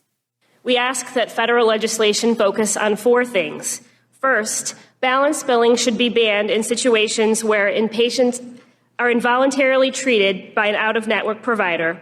This includes emergency health services at any hospital, Any healthcare services or treatment performed at an in-network facility by an out-of-network provider not selected by the patient, and ambulance transportation in an emergency. Second, health insurance providers should be required to reimburse out-of-network providers an appropriate and reasonable amount in those above scenarios. Third, states should be required to establish an independent dispute resolution process that works in tandem with the established benchmark. Fourth, hospitals or other healthcare providers should be required to provide advance notice to patients of their network status of the treating providers. We appreciate the Health Subcommittee Chairman Lloyd Doggett has introduced legislation, the End Surprise Billing Act, or H.R. 861, which would establish a role for hospitals in providing such notices, along with banning balance billing. AHIP supports this bill. And the thing I really like about H.R. 861, Doggett's bill, is that it says that it doesn't matter what emergency room we go to. In or out of network, that hospital is not allowed to charge us more than our insurance copays for that visit. I really like that provision. And this is kind of essential to me because precious time was used in an emergency situation by my friends to research which hospital was in network. It really pisses me off that Jack and Jill spent time on the computer checking which hospital was least likely to bankrupt them instead of getting Jack's ass to the ER as fast as possible. And this makes me angry because in 2012, my dad had a nasty heart attack. It was called the Widowmaker. Literally, that's what they call it because so few people survive. And the only reason my dad is still alive is that the paramedics had just walked in his door when he had the actual heart attack. You know, when you feel the symptoms of a heart attack, you have to fucking act. And so we shouldn't build in a requirement for Googling network statuses in those moments. And so the Doggett bill makes sure that we don't have to do that. But one of the problems with his bill is it doesn't address non-emergency doctor visits at all. And so I think the winner out of the bills that I found that address this, and there might be more, but I think the winner for me is the No Surprise Act. And it doesn't hurt that James Gelfand, the representative of big employers, also likes the No Surprise Act. The No Surprises Act nails it. It takes patients out of the middle and creates a market-based benchmark rate to pay providers fairly. The benchmark is not developed by government, and it is not price setting. The committee might also consider network matching. It's simple. If a provider practices at an in-network facility, they take the in-network rate, or they go work somewhere else. Or base the benchmark on Medicare. You could set the rate higher, say 125% of Medicare, and still make the system more affordable, sustainable, and simpler. These approaches will eliminate the surprise bills. That's a huge win for patients. Now, the No Surprises Act doesn't do all of that, but it does enough to make me like the bill. So the No Surprises Act, first of all, is being created in the Energy and Commerce Committee, and the two names on it as authors are Frank Pallone, who's a Democrat, and Greg Walden, who's a Republican. So that's right there. That's a good sign that it actually has a chance of life. And the bill basically says that if we go into an in-network emergency room, our insurance companies can't charge us more than what's listed for in-network doctors, regardless of that individual doctor's network status. So that's something that's kind of essential for me, and it's in there. As for the doctor that isn't in the network, that doctor would be paid the median, so the middle rate of the negotiated rates for the same or similar services. So the charges would have to be connected to the services provided, quote, in the geographic region, unquote. And so what that means is that there'd be no more greedy prick doctors avoiding networks and charging the highest amount they think they can get away with. The doctors that don't want to negotiate and sign contracts with insurance companies would be paid a middle of the road rate. If they want more, they have to negotiate or go away. And I really like that idea. I don't like, however, how the medium rate would be calculated because it's left up to the executive branch. It's another example that we've seen so many times in the last 6 years of Congress leaving the lawmaking part of their job up to the executive branch. And then they eventually claim, oh, not my fault, when the details are messy. You know, this might be a loophole that's intentionally left open. I don't know, because that calculation is important, you know, and it's a decision that shouldn't be left up to the whims of whatever administration we're stuck with. That was the Affordable Care Act's most fatal flaw. Most of the details were left up to the Secretary of Health and Human Services. And the Obama administration secretary, Kathleen Sebelius, she wanted the law to work. But that is no longer the case with the Trump administration. You know, they started sabotaging the law the minute they took over. You know, for example, catastrophic plans are back. Cheap premium plans that don't cover anything, those were basically illegal during the Obama years, and they're back again. And so this is an example of Congress needing to complete the lawmaking process. They need to do the hard details too. And the No Surprises Act doesn't do that. But the No Surprises Act does do something that makes me forgive that legislative sin. It prohibits balance billing by fining the 15% of greedy doctors who balance bill their patients for non-emergency services without informing the patient ahead of time, out loud and in writing, that they're out of network and the patient would be billed out of pocket for their services. If the doctor doesn't get the patient's signature on that notification, which needs to include a cost estimate, then that doctor is forbidden from balance billing and can be taken to court and fined for sending that patient a bill. That's some pretty strong enforcement there. Now, the amount of the fine is blank as of right now. And so the committee must be arguing over that detail. And also, none of this would be effective until January 2021, which I also don't love, because why do we have to wait for any of this? This should be effective the day that it's signed. But even though this is an imperfect bill, I will take it, flaws and all. It is better than what we have now. It applies to everyone in the country, not just people that are, not in big employer plans. And it's possible to do right now in this horrible Congress. And there might be other bills in the works. I'm not really sure. In fact, I'm sure there are other bills, but I like this one enough. But I guess what really matters here is while we still don't know which bill will move on this, or if any bill will move on this, it is really good news that President Trump, of all people, is on board with fixing this problem. Today, I'm announcing principles that should guide Congress in developing bipartisan legislation to end surprise medical billing. And these senators and congressmen and women that are with us today are really leading the charge, and I appreciate that they're all here. Thank you all. Thank you all for being here. This is fantastic. Fantastic. And I think it's going to be a successful charge. From what I understand, we have bipartisan support, which is rather shocking. That means it's very important. That means it's very good, but that's great. First, in emergency care situations, patients should never have to bear the burden of out-of-network costs they didn't agree to pay. So-called balance billing should be prohibited for emergency care. Pretty simple. Second, when patients receive scheduled non-emergency care, they should be given a clear and honest bill up front. That means they must be given prices for all services and out-of-pocket payments for which they will be responsible. This will not just protect Americans from surprise charges. It will empower them to choose the best option at the lowest possible price. Third, patients should not receive surprise bills from out-of-network providers that they did not choose themselves. Very unfair. Fourth, legislation should protect patients without increasing federal health care expenditures.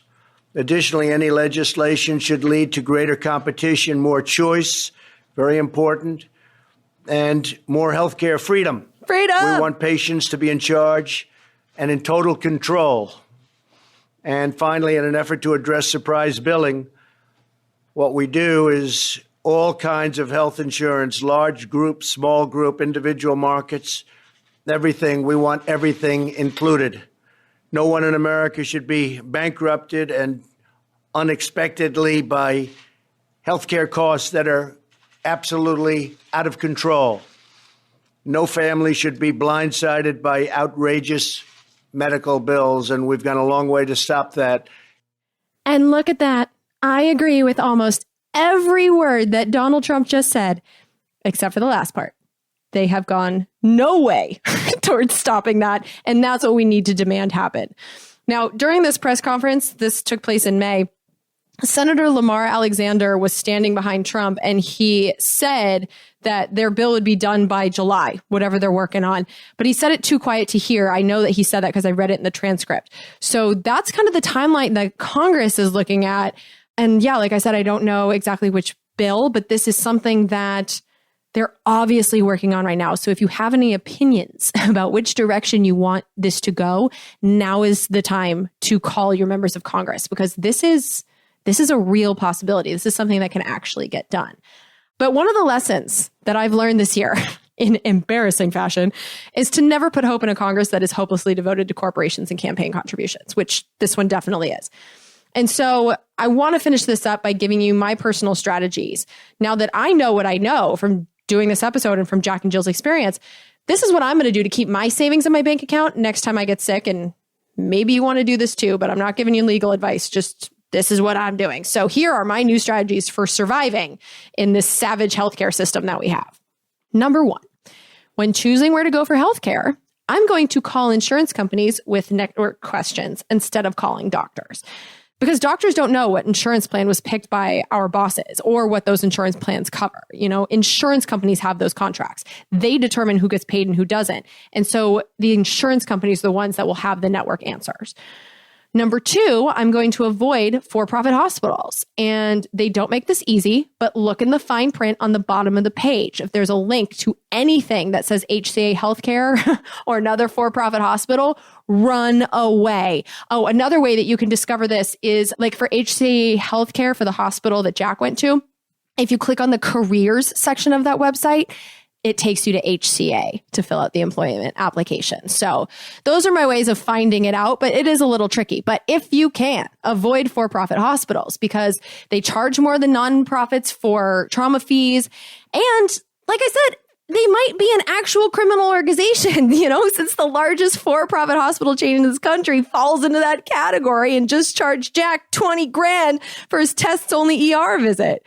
And so do your research now because you spend most of your time in your neighborhood. And, you know, I already did this. As soon as I realized what was going on, I did a search of the hospitals that I would be most likely taken to. And I do have a public hospital down the street. And so if I'm coherent enough, I'm going to do whatever I can to go there if I get sick instead of the for-profit options in my neighborhood. Number three, if I get a balance bill, I'm going to know who's on my side. And when it comes to healthcare billing, me and Joe's boss are on the same team. And the reason is your boss, my boss, they pay for the insurance. They're the customer and they want you to be happy with it. Here's James Gelfand, who again represents the employers. Employers design health benefits to help our beneficiaries. We don't sell insurance. We want networks that meet our patients' needs. Why would we want to cover an operation but leave out the anesthesia? We want our employees to be able to afford their health insurance too. And that means we must be able to say no when providers are gaming the system. And so contact your employer for help fighting your bills because they're on your side. Your boss is on your side in this. Number four, if you get a balance bill, fight your doctor, not just your insurance company.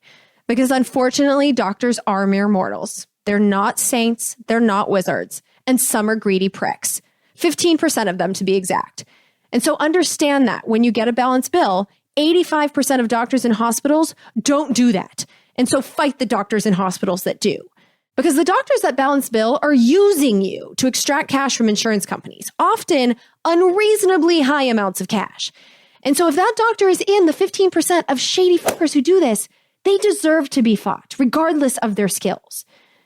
Also, number five, if this happens to you, know your state laws and use them in your fight, even if you think or even know that they don't technically apply to you. And the reason I say this is that it worked for Jack and Jill, so it might work for you. Number six, call your member of Congress if this happens to you. You have one member in the House and two in the Senate. Members of both parties are aware of balance billing. They all think it's a problem and they are working to stop it in one way or another. And so if a member of Congress has someone in their office call your shady ass doctor, that might be enough to scare them into dropping their fight for an unreasonable bill. And then last, if you have to, call the media. Call anyone you think will listen. Because so many of the cases that I read were only solved when a reporter told the person's story. You know, Jack and Jill right now want this to stay anonymous, but you bet your ass that if that $8,000 bill doesn't disappear, I will give you that greedy prick doctor's name, that cardiologist. I have his name and I have his contact information and I will contact every journalist I know. Or in fact, I will contact every journalist I don't know because I don't care.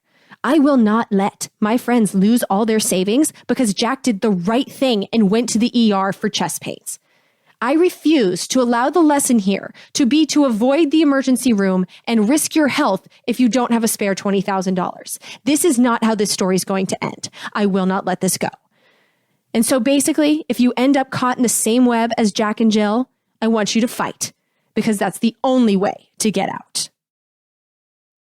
So this is the part of the episode where, in order to make a living, I have to remind you that this is a listener-supported podcast. That's why you haven't heard any ads on Congressional Dish, like not on this episode, not ever. That's on purpose. We do the value for value model, which means that I provide you something of value, and you, in this deal, are asked to provide some value back in some financial form so that I can pay my rent and pay my staff and pay to keep my dog alive. All the options for contributing to the show are listed for you on congressionaldish.com. But today, instead of giving you a list of, what value I provided in this episode, I want to tell you about someone that understood the model, lived it, and supported the show for many years, and who's no longer with us. And that is our good friend, Bud Johnson. Bud is someone who I've never met in physical life, but he has sent me handwritten cards and poems and checks now for over 4 years. And those of you who listen to the thank yous, especially to the end, you might remember Bud Johnson because he has been so consistent. And his checks are always in different amounts for different reasons. Like, I went back through my pile. I have a pile and Lauren has a pile because we keep all of your messages. So every email that you've sent is saved in my Evernote, and every card and every picture, all of it is saved. And so in my pile, I have a bunch of Bud's cards, and Lauren has a bunch of Bud's cards. And so I was looking through, and, one from January 2016, Bud donated $2.11 in memory of his father, who passed on February 11th, 2002. It's just the kind of guy he was. And one of the cards that he sent that made me laugh out loud, it was a card that had the Eiffel Tower. And one of the things I loved about this particular card, and he had no way to know this, but the picture of the Eiffel Tower is one I actually had on my wall for a while. So it was cool, a kindred spirit type thing that he sent me this particular card. And all it said in the middle of it was, "Damn, girl." And he didn't sign it. His name's not on it. I just know his handwriting. So that's how I know it was Bud. But the one that broke me was the card that had 3 little kids who were clearly at a 4th of July parade, holding their little flags. And on the inside, he said, "Jen, so sorry about Nathan. My condolences. Here's an extra $5. Love to you and your family, Bud." And for those of you that don't remember, Nathan was my brother-in-law who I loved very much, and he died very suddenly in 2016. And so to get to find this card from Bud, I don't know. I'm super sad that we've received our last card. And I know I'm kind of a mess right now, but this is how sad I am about this. And I guess what this has taught me is, even though we've never actually met in person, I had a friendship with Bud. He was my pen pal. I talked to him and to you through this podcast. And because of the value for value model, I get to hear back from you, and I know so much about this person. I know that he went to school in Illinois, and I know he was a musician and a poet. And I know that he was in and out of the hospital, although the last time he told me he was sick, it was for a broken hip. I don't know what happened. We found his Facebook page, and that's how we found out that he had passed. And his sister had said on March 15th that he was in hospice, and then people were giving their condolences 2 days later. So something happened in March, but I don't know. I don't know what happened. But all I know is that because of this podcast and because of the value for value model, going through my pile and seeing so many of your names and notes and messages, I've realized that this isn't a one-way thing. I love you guys. It's so crazy. I don't know so many of you. I do this alone in my bedroom, or a bedroom. It's not my bedroom. I have an office, whatever. Who cares? but I'm standing here alone talking to a wall. But really, I've developed friendships with you to the point that I'm so sad at the loss of Bud. So yeah, I just wanted to let you guys know that a really good person and a part of our community is no longer with us, and he's going to be forever missed. And I don't say it enough. I wish I had said it while Bud could still hear it. But I love you. I love you. I love each and every one of you. And so, yeah, I guess we're just going to dedicate this episode to the memory of Bud. My friend Bud, who lately had been signing his cards. Love ya. And I love you too. Okay. So I have gathered my I think it is now together. And so now I'd like to, for the rest of this episode, thank the people who have paid for Congressional Dish since the last episode was released. But before I get into that, I do have a few messages that I would like to address before we get into the thank yous. And first of all, I would like to apologize to everyone on Instagram who had sent me messages or asked me stuff or responded to my stories and never heard back from me, because I'm an old lady.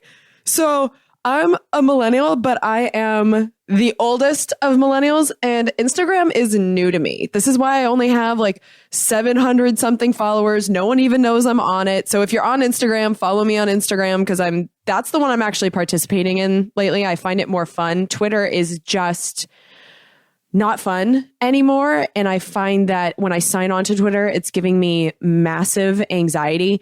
And so I'm just finding Instagram to be a more entertaining place. And so I've been hanging out on Instagram. So if you want to interact with me, Instagram it is. But when people respond to Instagram stories, I get the notifications, and then there was this little thing up in the corner that said requests that I just never noticed until, who was it? I can't remember who it was, but someone emailed me and said, check your Instagram responses or something like that. And so I went in there and didn't see his name, and that's where I noticed the request. And then I opened it, and it was like, just like a bunch of people who had been trying to talk to me and just getting straight up ignored.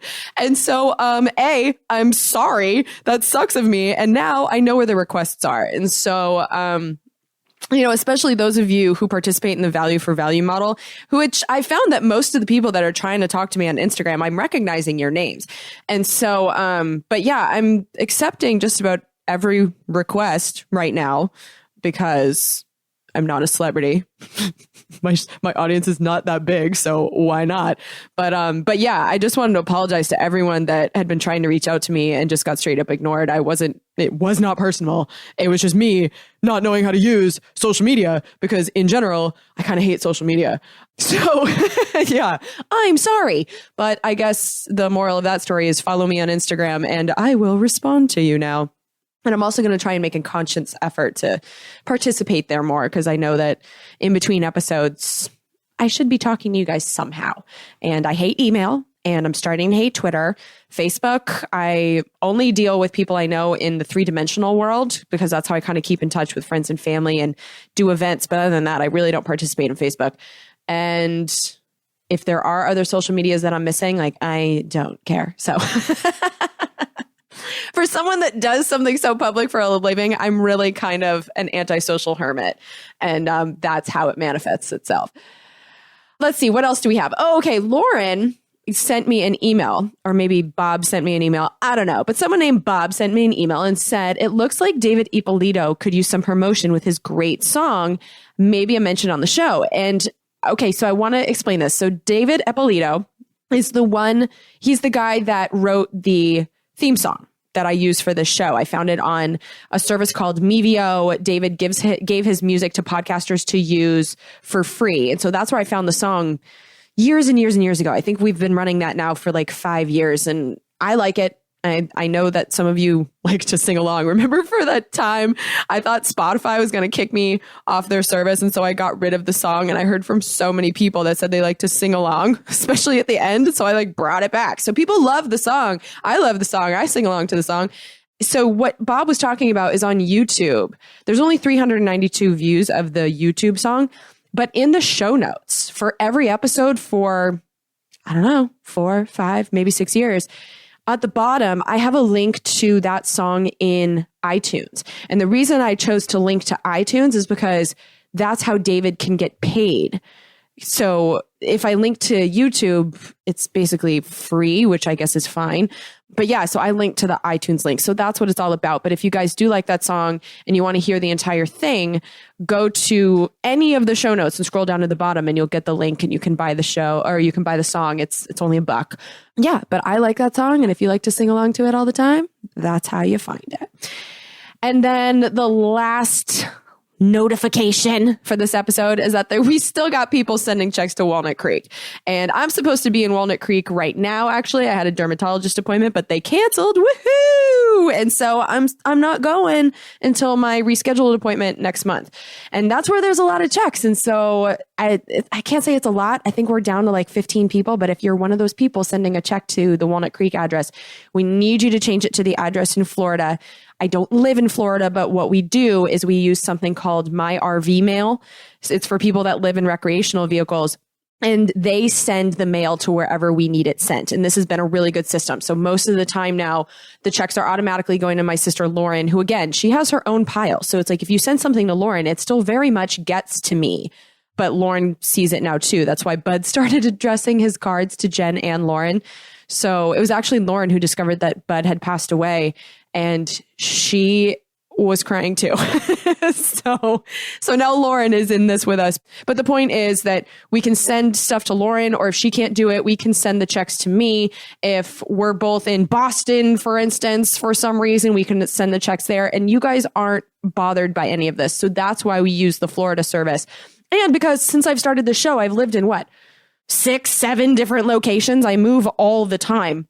And so that way you guys won't be inconvenienced when I decide to up and move again, which probably is not too far into the future here. If I'm going to be honest, I'm a little over the Bay Area. So I've been kind of over the Bay Area for a while, but it's now looking possible that I might be able to up and go.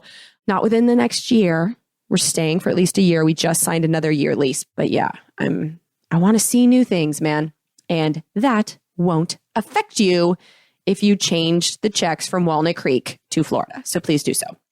Okie dokie.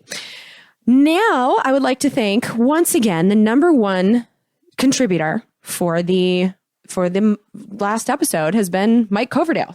And Mike Coverdale is just consistently owning this spot. And so for this episode, Mike Coverdale contributed $279. That was a payment of $198 for the last episode, plus 3 payments of $27. And he sent in quite a few messages. So the one that came in with the $198 said, Congressional Dish 198, like so many issues, I was unaware of the growing numbers of post 9/11 cancer and health emergencies. Thanks for the info. I shared with 40 groups and asked to call senators, which is amazing. So thank you, Mike, not only for the contribution, which was the largest since the last episode, but also for sharing with that many people. You are definitely in the running for Marketing Team Member of the month of June, which that person that wins the free t-shirt will be announced in July. So you guys still, I guess it's going to be kind of tough at this point. So because I'm releasing this on the last day of June. So we're doing a t-shirt a month. So whoever does the best job marketing Congressional Dish, because I don't spend any of my time marketing. This is why I'm able to research as much as I do. But those of you who do a good job, and I can see it on social media, we're giving out a free t-shirt every month. And so on the next episode, I'll announce who gets the t-shirt in June. And so if you guys can share this episode widely and make sure you tag me on all these social medias that I hate. I'm at Jen Briney on everything. Please do so. And you might win a free Congressional Dish t-shirt of your choosing.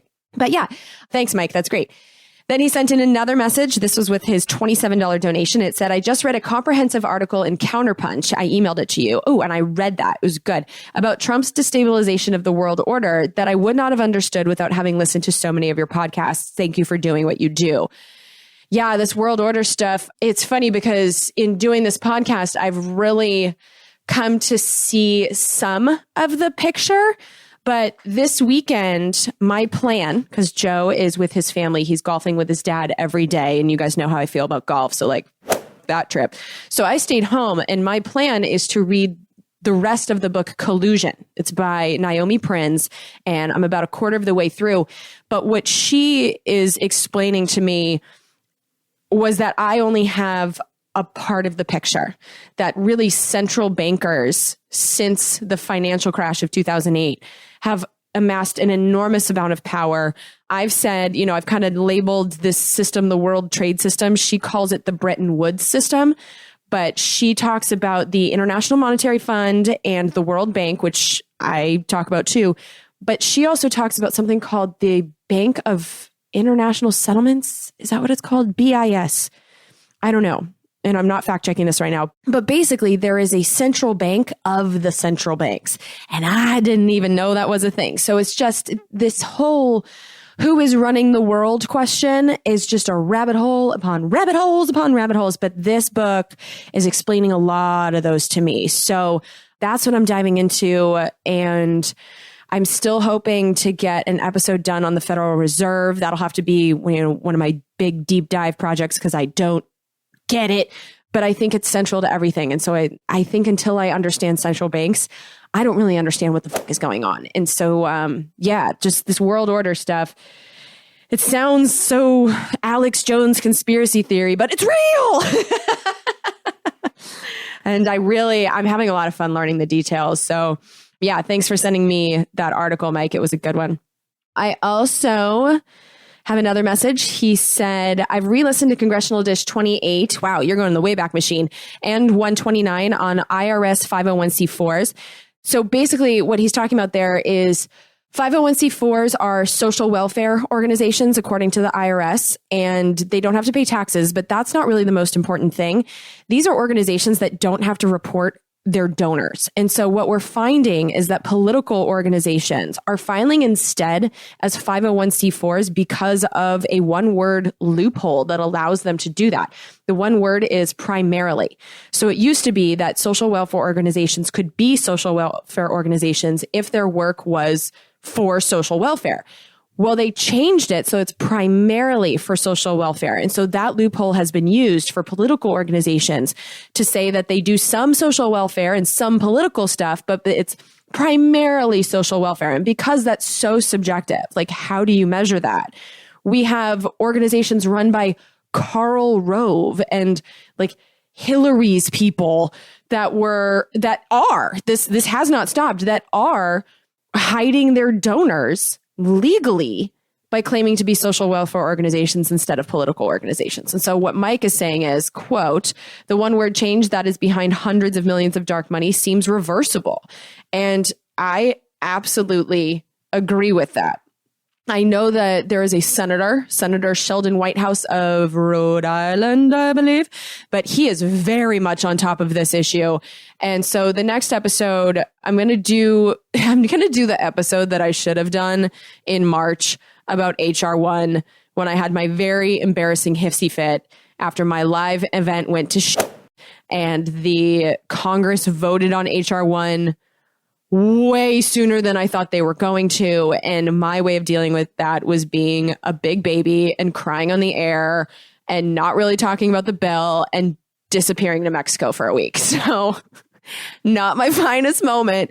But what I'm going to do for the next episode is I'm going to go through HR1 because there was a lot of really good stuff in that bill that I really liked. Like, that's why I was excited about that bill and read it the first week end of January, was because I was excited about what was in it. So what I'm going to do is I'm going to check and see if they have chopped it up and if any of the pieces are moving. And that's one specific issue that I really want to look into to see if Sheldon Whitehouse and the people on his side are doing anything to close that dark money loophole.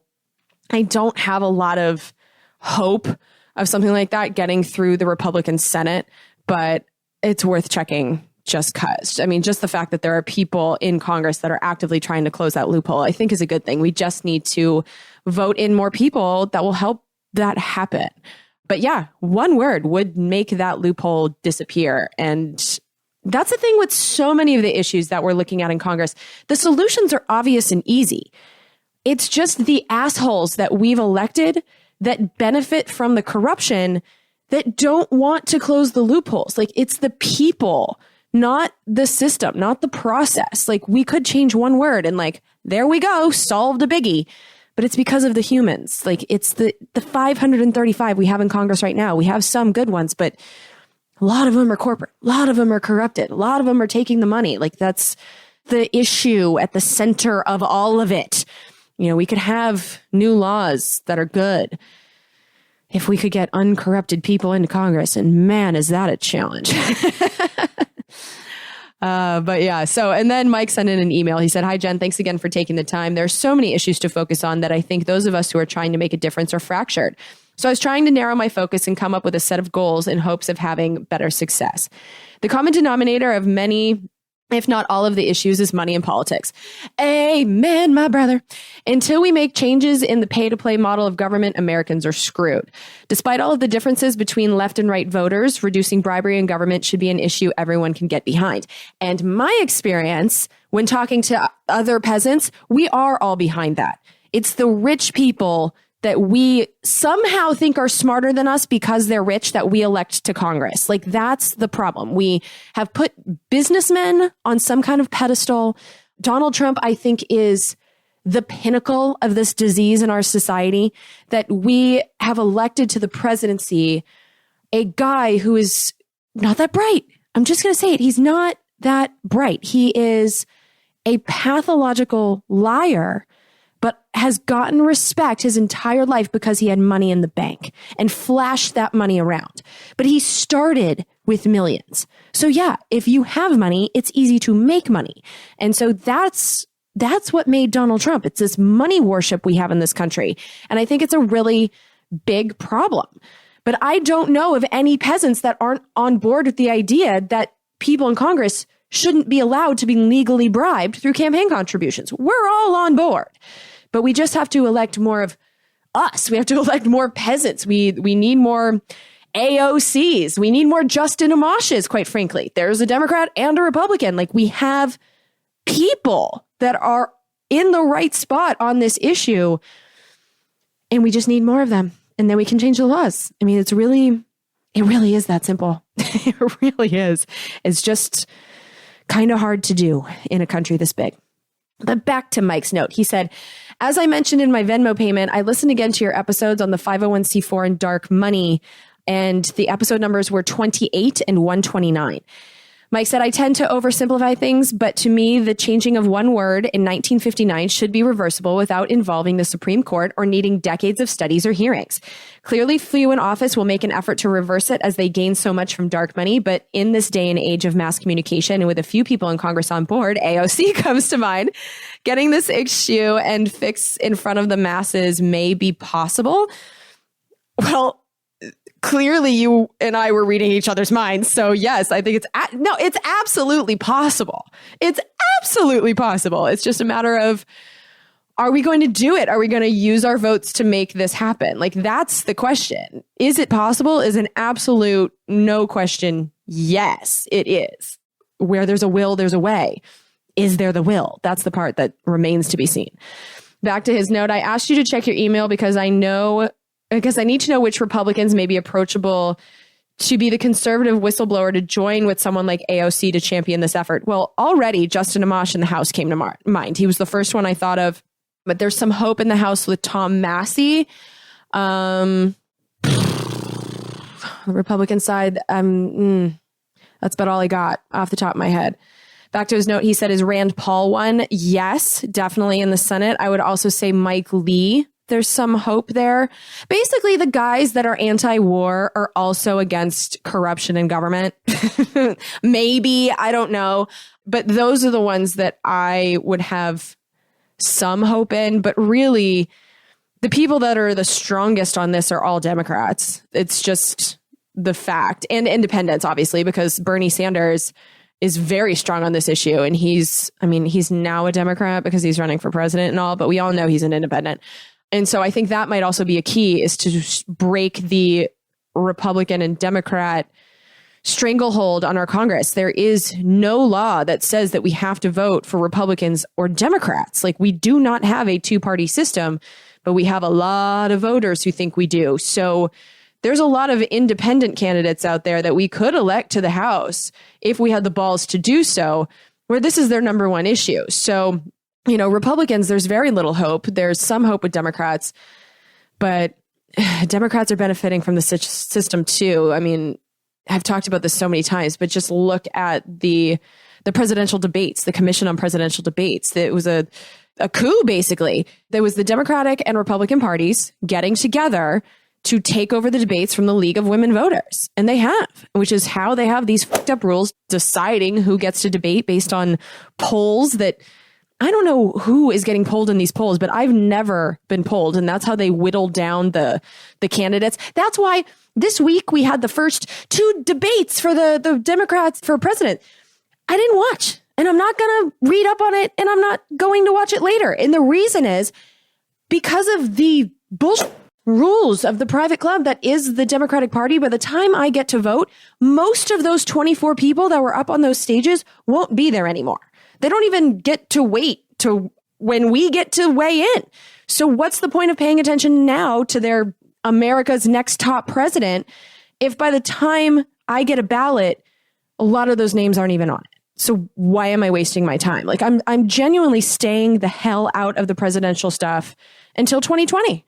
And this is also one of the reasons why I'm not in all that big of a, desire.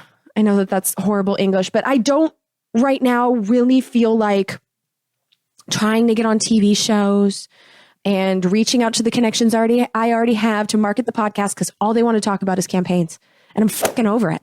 So even though like I'm the girl that does the Congress stuff, I'll go on other people's shows and they'll ask me about campaigns, and I'm just like, I don't give a fuck. Like, why are you having me on your show? This is not what I do. You want to go deep into why we're overthrowing Venezuela? Let's dance. But I have no interest in talking about Joe Biden. Like, can we just not? So that's another reason why I'm doing this contest to have you guys market the show, because the best way for me to market the show is to go on other shows right now. And I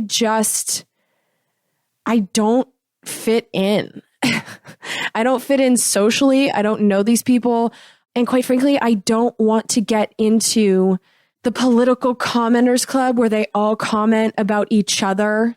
Like, it's just not a clique I'm trying to be a part of. At this point, I do what I do, and then I live my life.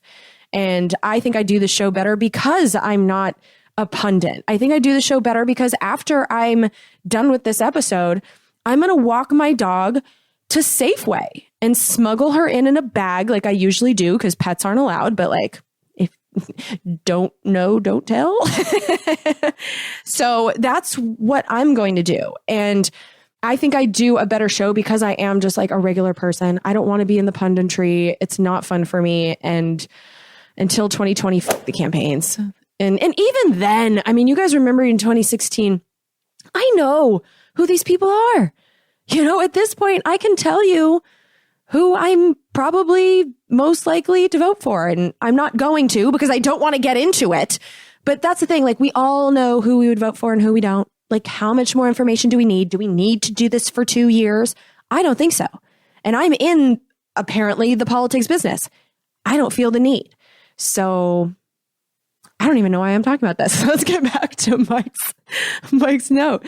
He says, I seem to recall there was Republican testimony in your episodes that sounded favorable to reversing the word change in making 501c4 exclusively social welfare again, but I cannot identify who they are, so I can see if they are still in office. Thanks in advance for any help you can provide. The best way to find out who was in my episodes is to go to that episode's show notes, where I generally, for the most part, give you the timestamps and transcripts of all of the sound clips. That's getting a little bit more difficult, like with the 9/11 episode, because I listened to that and did an episode where it was more of a Mystery Science 3000. Like, I can't do the timestamps for that. But for those two episodes, number 28 and 129, the show notes should have what you're looking for. The show notes, you guys, are the most valuable thing that I do.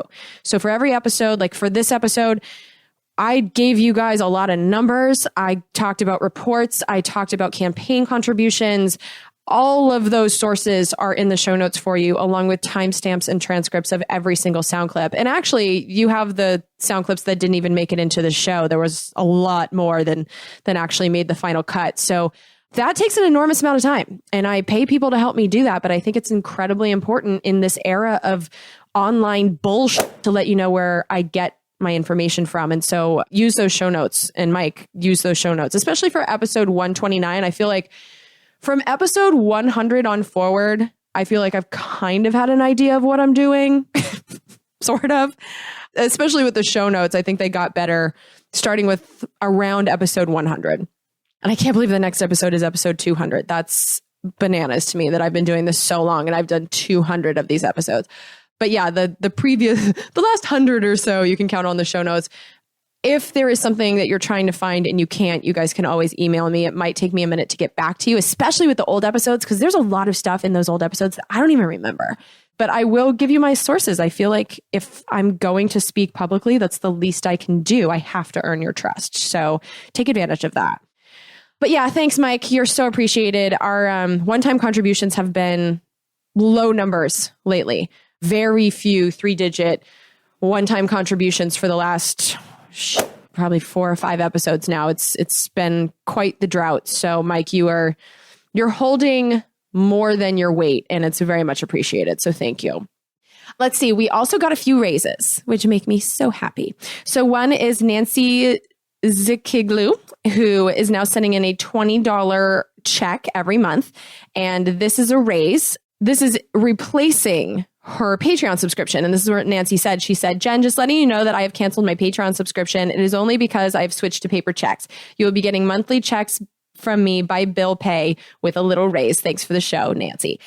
Thank you, Nancy. And I appreciate you doing that. Like, Patreon is great because Patreon gives us the second feed for free and makes it wicked easy. And so that's how I'm able to give you the golf swing free versions if you're on Patreon and the extra episodes. But if you're not using that stuff, if you don't want to listen to it anyway, paper checks and Zelle in particular are honestly the best options because there's no middleman taking any fees. And Venmo does fit into that category, but Venmo's PayPal. So I think they're all just getting us hooked on Venmo and then something's going to switch. So Venmo is no middleman for now, but we'll see how long that lasts. But Zelle and especially paper checks, there's no one taking a cut. So every one of your pennies makes it to Congressional Dish. And so we really do love it when people make that switch. It's pretty great. So thank you, Nancy. We are also on Patreon. We got a raise from Larry Tuck. And so this was a switch. He was contributing $10 a month via check. And so now it's $10 an episode on Patreon. So thank you very much, Larry. That's very much appreciated. We also have some new subscriptions in Patreon. I think a lot of people liked hearing the unedited, uncut hearing with Joe and I about 9/11 because we got a good bump on Patreon. So let me know if you're enjoying those hearing episodes because I actually rearranged my office last weekend. Last weekend, we did some, well, it was supposed to be spring cleaning, but we did it on the first weekend of summer. But we redid our entire balcony. So I now have a place to sit out there. And I have a sunburn on half my face because I wrote most of this episode and like researched most of it on my new couch on the balcony. And it was nice and warm. And so I didn't move when I realized the sun was hitting me. But I got sunburned on half of my face. And so I'm hoping this disappears. I'm going to a party on Saturday. So I still have 2 more days to kind of hide. But it's not an attractive look. But yeah, I'm super excited about having a balcony. It's going to make me way lazier, which is great for you because I'm going to do a lot more research. You know, I go down rabbit holes when I'm bored. So boredom is great for you. And then we also rearranged my office so that I can have a permanent setup where all I have to do is sit down. I'm going to have the 2 microphones and a recording device, and we can just watch hearings without having to set anything up, and we'll be comfortable on a couch. And so I'm hoping that will drive us to do a lot more, like not only me and Joe, but some of my friends who are into the idea too. So yeah, I'm excited about what this year has. I think that'll be good. And yeah, like I said, we've gotten quite a few more people going to Patreon. So that's fantastic. And those people include Chris Cornwell, who's contributing $10 an episode. Also Nucky, who is contributing $10 an episode. Thank you very much. We also have a new subscription on Venmo, although I don't know So Venmo doesn't actually do subscriptions. So this is someone kind of like Bud Johnson, who I think is going to manually dedicate himself to sending in regular contributions. So this is Randall Dibble, and he said this is the Congressional Dish monthly contribution from a guy who doesn't use autopay. Fair enough, bro. I like it. And Randall Dibble, I know your name, so I know you're good for it. I know that you're actually contributing. So thank you very much. We are also now getting $5 an episode from Rihanna. Like it. And her email said, "Hi there. Just wanted to drop you a line and say I started supporting Congressional Dish on Patreon. You had me at what we need is a country full of Medea Benjamins."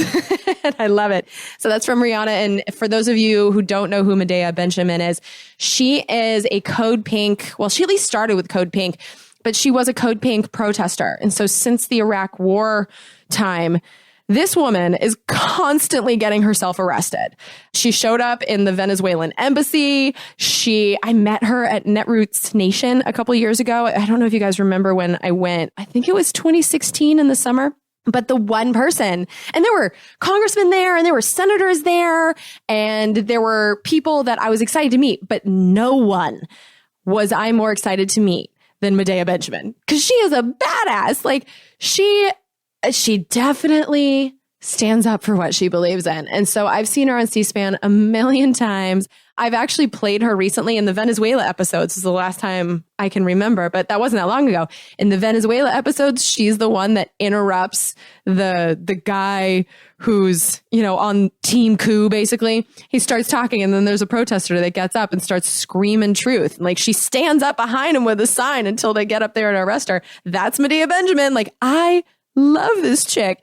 And so apparently Rihanna does too. So thanks for supporting the show and for supporting Medea Benjamin.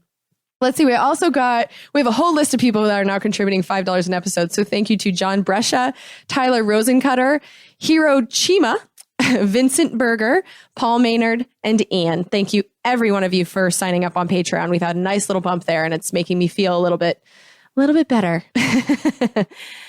And now let's get to the one-time contributions, which, like I said, we've had a decent amount of one-time contributions, but the amounts of them are, except for Mike Coverdale and Ali Zahedi, all under 3 digits. So we could use some more of those big ones, honestly, because we do survive on those. Yeah, we need some more money, guys. But yeah, I am very much appreciative of Ali Zahedi, who gave us $100 on PayPal and sent in an email who said, "Hi, Jen. My friend introduced me to your podcast. What can I say? Well done, indeed. I'm an Iranian American and have been listening to a bunch of your foreign policy Congressional Dish episodes. In light of everything that they seem to try to drive us towards again, perhaps you could revisit Iran and her tumultuous relationship with the West. The 1953 CIA coup would be a great starting point." Yeah, I definitely. Well, here's the thing about Iran. I just did an episode where I talked about Iran-Contra and covered a little bit of that. I know I've mentioned the CIA coup in 1953 quite a few times in this podcast, because that's really where this all starts. 1953, we overthrew their government. 1979, they took it back, and the warmongers in our government have been pissed ever since. The end. That's really what it boils down to.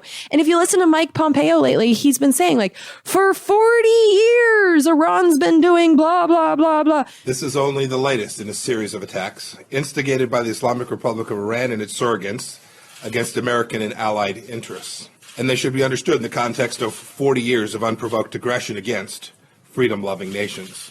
It all goes back to them overthrowing our coup-installed government in the late 1970s. They have a lot of oil, and they are near some very important shipping lanes for fossil fuels. And so it's the same old shit when it comes to Iran. So I agree with you that it's a topic worthy of a whole episode. But for right now, because I do have a list of things that I feel like I need to get to that aren't being talked about. But for now, it was the episode after A Coup for Capitalism. Oh, it was the Elliot Abrams episode is where I talked about Iran-Contra. And so that does give you a lot of context, and I think will help people understand what is going on kind of big picture, maybe with Iran. But I hear you. I definitely know that Iran is on the target list. But here's the thing about Iran being on the target list. Don't you remember in 2008, John McCain? That old Beach Boys song, Bomb Iran? Bomb, bomb, bomb, bomb. Anyway. They've been wanting this for a really long time. And my fear is that everybody knows it. We know it, that it's basic. There's no one in the country who can be like, well, that they want to overthrow Iran. If the person you're talking to is at all aware of anything, that's just going to be a given. So I just don't know. I don't know what we do about that. It's like Iran war fatigue. Are we at the point that we're just going to let it happen because they've been trying for so long?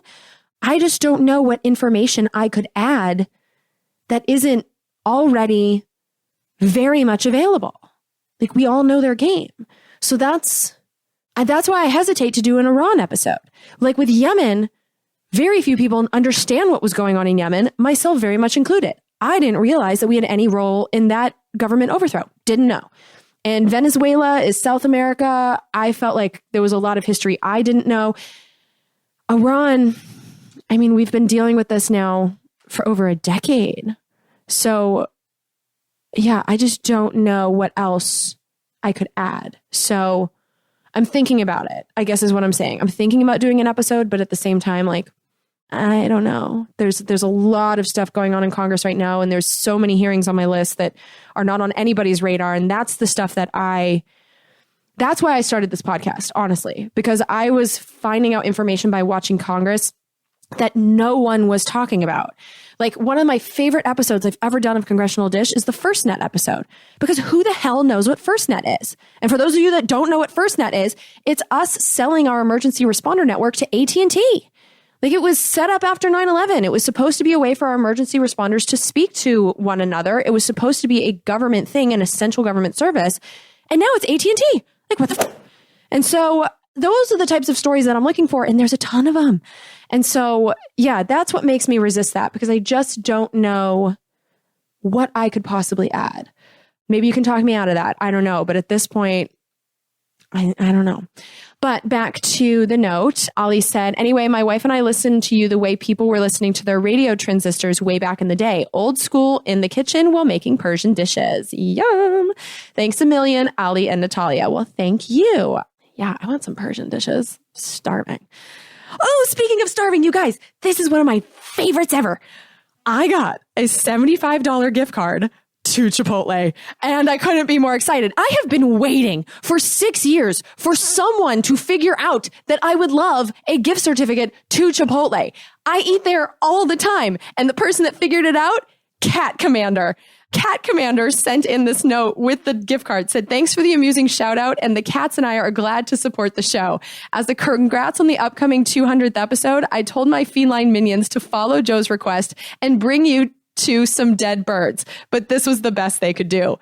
Well, Kitty's done good, because I love Chipotle, and I am so excited that I don't have to pay for, that's probably going to get me 6 burrito bowls, because I always get double check-in, which they charge me for, which is annoying. And sometimes I've been doing Chipotle if I have enough, or not Chipotle, guacamole, if I have enough Weight Watchers points left over for it, because I get 23 Weight Watchers points a day, and a scoop of guacamole is fucking 8 Weight Watchers points. It's insane. So I really have to budget for the guacamole, not financially, but Weight Watchers wise. But my burrito bowl can get up into the $13, $14 range if I get it the way I really want to get it, which is, give me all the dead birds and guacamole. And yeah, so thank you. I love that gift card. I was so excited. Yeah, Cat Commander, you're instantly a fave. We also got $50 on PayPal from Patrick McDonald, who said they don't mind giving themselves health insurance and sucking at the government teat.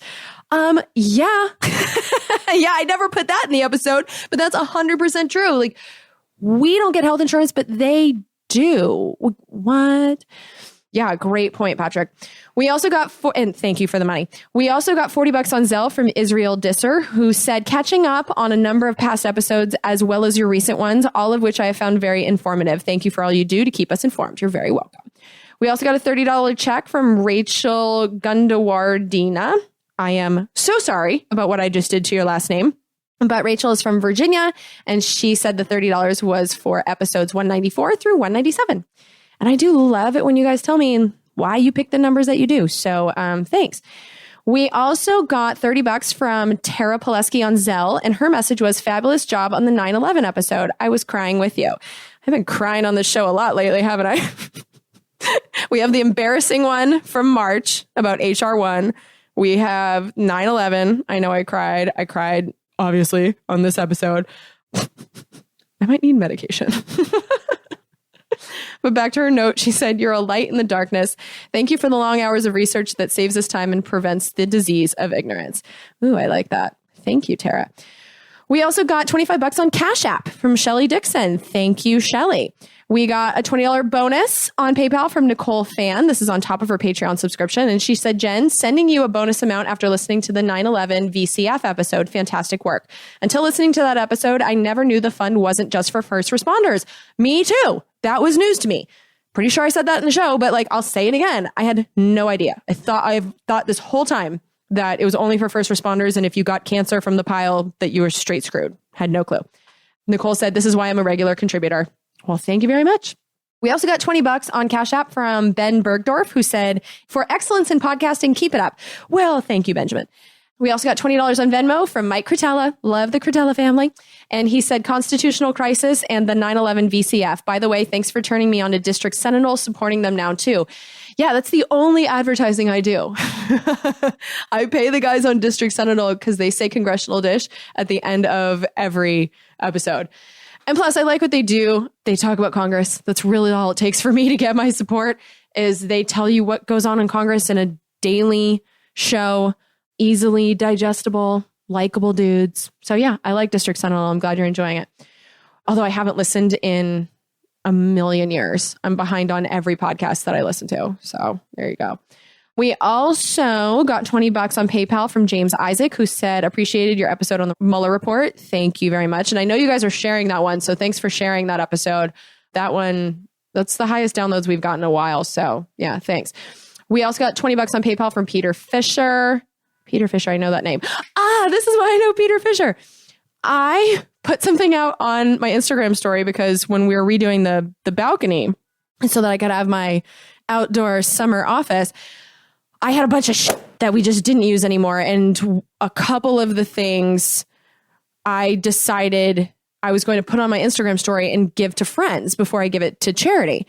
And Peter Fisher, because I found the requests button by then, he sent something into me. He lives in Oakland. He was like, hey, I know we're not friends, but can I have the barbecue? Because I had a little gas grill. I was like, sure. So I arranged for Joe to drop it off for him. And he's like, what can I pay you for the barbecue? And I was like, oh, nothing. But in our conversation, I had learned that Pete was a Lyft driver. So he was saying I'll stay home, but I'm a Lyft driver. So just let me know and I'll be home whenever Joe can come by. And so it occurred to me, and I think this might have been a douchey thing for me to do. I'm on the fence about it. But I said to him, well, what you could do is I host a podcast called Congressional Dish. And if you wouldn't mind giving it a try, if you like it, if you get into any conversations, if you could tell people about it in your lifts, I would appreciate it. And my thinking was Peter meets more people in one day than I meet in an entire month in a face-to-face way. And so, yeah, so it was just, I know this is what I'm supposed to do, is shamelessly plug myself everywhere, always be selling, but it feels really gross to me. And so that felt really gross to me. But it turns out that Pete found me on Instagram because he's a Congressional Dish listener. And so he contributed $20 to the show. So Pete, A, I hope you're enjoying the grill. And B, sorry if I was a douche. I just don't know how to share this show without being a total douche. So there you go. But thanks, Pete. Let's see. We also got $15 on Venmo from Charles Westerman, who said, good information. Well, good $15. Thank you very much. We also got $10 on Zelle from Brian Hoffman, who said Yemen episode. Oh, that's one of my favorites too. Favorites in mind blowing, but not so favorite as in, oh my God, we're monsters. So yeah, thanks, Brian. We got $10 on Zelle from Annette Martinez. Thanks, Annette. $10 on Cash App from Sean Barber. Thank you, Sean. Got $10 on PayPal from Caitlin Nadeau. Thank you. Or Nadeau. Probably Nadeau. It looks French. But regardless, thank you, Caitlin. We got a $10 check from James and Zena Hawkins from San Marcos, California, home of my favorite burrito. Thank you, James and Zena. We got $8.44. This was a check from Ryan Holspafel from Cedar Falls, Iowa. Thank you, Ryan. We got another gift card from Andrew, and Andrew said, "Hey, Jen, just listened to the Controlling Puerto Rico episode, and wow, that was an interesting rabbit hole to listen to." I know. I definitely get the fear you felt when you visited the tourism center. It is similar to why I changed my Facebook profile so my last name is not there anymore. It is rather uncommon and way too easy to Google. I don't broadcast like you do, but I have been speaking up more locally on my representatives' pages, so I don't need to make it any easier for Facebook trolls to hunt me down. Anyway, keep up the good work, and another $5 gift card has been sent your way, Andrew. Okay, first of all, thank you, Andrew. But second of all, you want to talk about something creepy. There is, oh, damn it, I just put it on my Instagram. Hold on. Okay, so there's this thing called mylife.com. And what I want you guys to do is I want you to Google your own name and find the information that they have on you on mylife.com, because this scared the crap out of me. They have people's addresses, and I checked a bunch of people's addresses that I either have in my phone or I have memorized, and they're accurate. They have phone numbers in there. Mine is inaccurate, but I know what that phone number is. I'm not going to tell you what it is, but I know what it is. There's a lot of inaccurate information in there, but there's also, it's mixed in with accurate stuff. And I think the creepiest part about it is that they have a reputation score. And I have no idea how they calculate this thing, but, well, this is kind of fun. This is why I put it on my Instagram. My reputation score is 420 out of 5. Because of course it is. So that's why I put it on Instagram, because that's amazing. But my reputation is better than my mother's and my sister's. Like, my sister is smarter than me. She's a good mom. She doesn't party nearly as hard. Like, she should have a much better reputation. She got better grades. Like, when she was in the corporate world, she had a real job, like a real respectable job. The fact that this gives me a higher score than her makes no sense whatsoever. The only person in my family that outscored me was my dad. But it's super creepy how much information they have on us. And so again, it's mylife.com. I found a lot of people really easily. I'm not as easy to find because my name is quite basic, which is nice. But yeah, watch out for that one. I mean, Facebook is not nearly as dangerous as this mylife.com thing is. So yeah, go ahead and freak yourselves out with that one. We also got a $5 check from Tracy Marceau of Port St. Lucie, Florida. Thank you. We got a $5 check on Venmo from Michelle Molina. Thanks, Michelle. We got $3.33. This is a check from Garrick Smalley of Berkeley. And I'm going to a party in Berkeley, so maybe I'll accidentally walk by you on the street this Saturday, Garrick. But thank you, Garrick. And then last and least, we got, well, no, this isn't least. Least are the freeloaders that have given me nothing ever. And that is the vast majority of people. But I would like to thank Deborah Malaman, who gave me $2 on Venmo for telling her about 9/11. And you are very welcome, Deborah. Yeah, so that's it for this episode. The next episode is the Big 200, which is kind of mind-blowing to me. It's also kind of nuts that it's falling, like it's the 4th of July episode. So it's like, there's some poetry to that, I guess. But yeah, 200th episode. I think the reason I wanted to do this, well, first of all, I'm embarrassed about my behavior when it comes to HR1. I don't like the way I handled that disappointment. I was a big baby. So I do want to make up for that. But I feel like the 200th episode, where it's an important episode for whatever reason. But I wanted to make it about the heart of all our problems, which I think is money in politics. I think if we can solve that one issue, everything else can fall into place. So even though when I look at, what issues I need to talk about and which ones I can ignore, life or death is usually that line. So that I'm really passionate about wars and healthcare, just, anything where governmental policy can kill us is stuff I pay attention to. But the number one issue has to be money in politics, because we can't solve our warmongering or really our shitty healthcare system. I mean, this whole episode has been about how health insurance is the center of our billing system and how it's all being manipulated by all these for-profit companies. Like, that is a symptom of corporatism and people in the lawmaking position being paid off by these companies.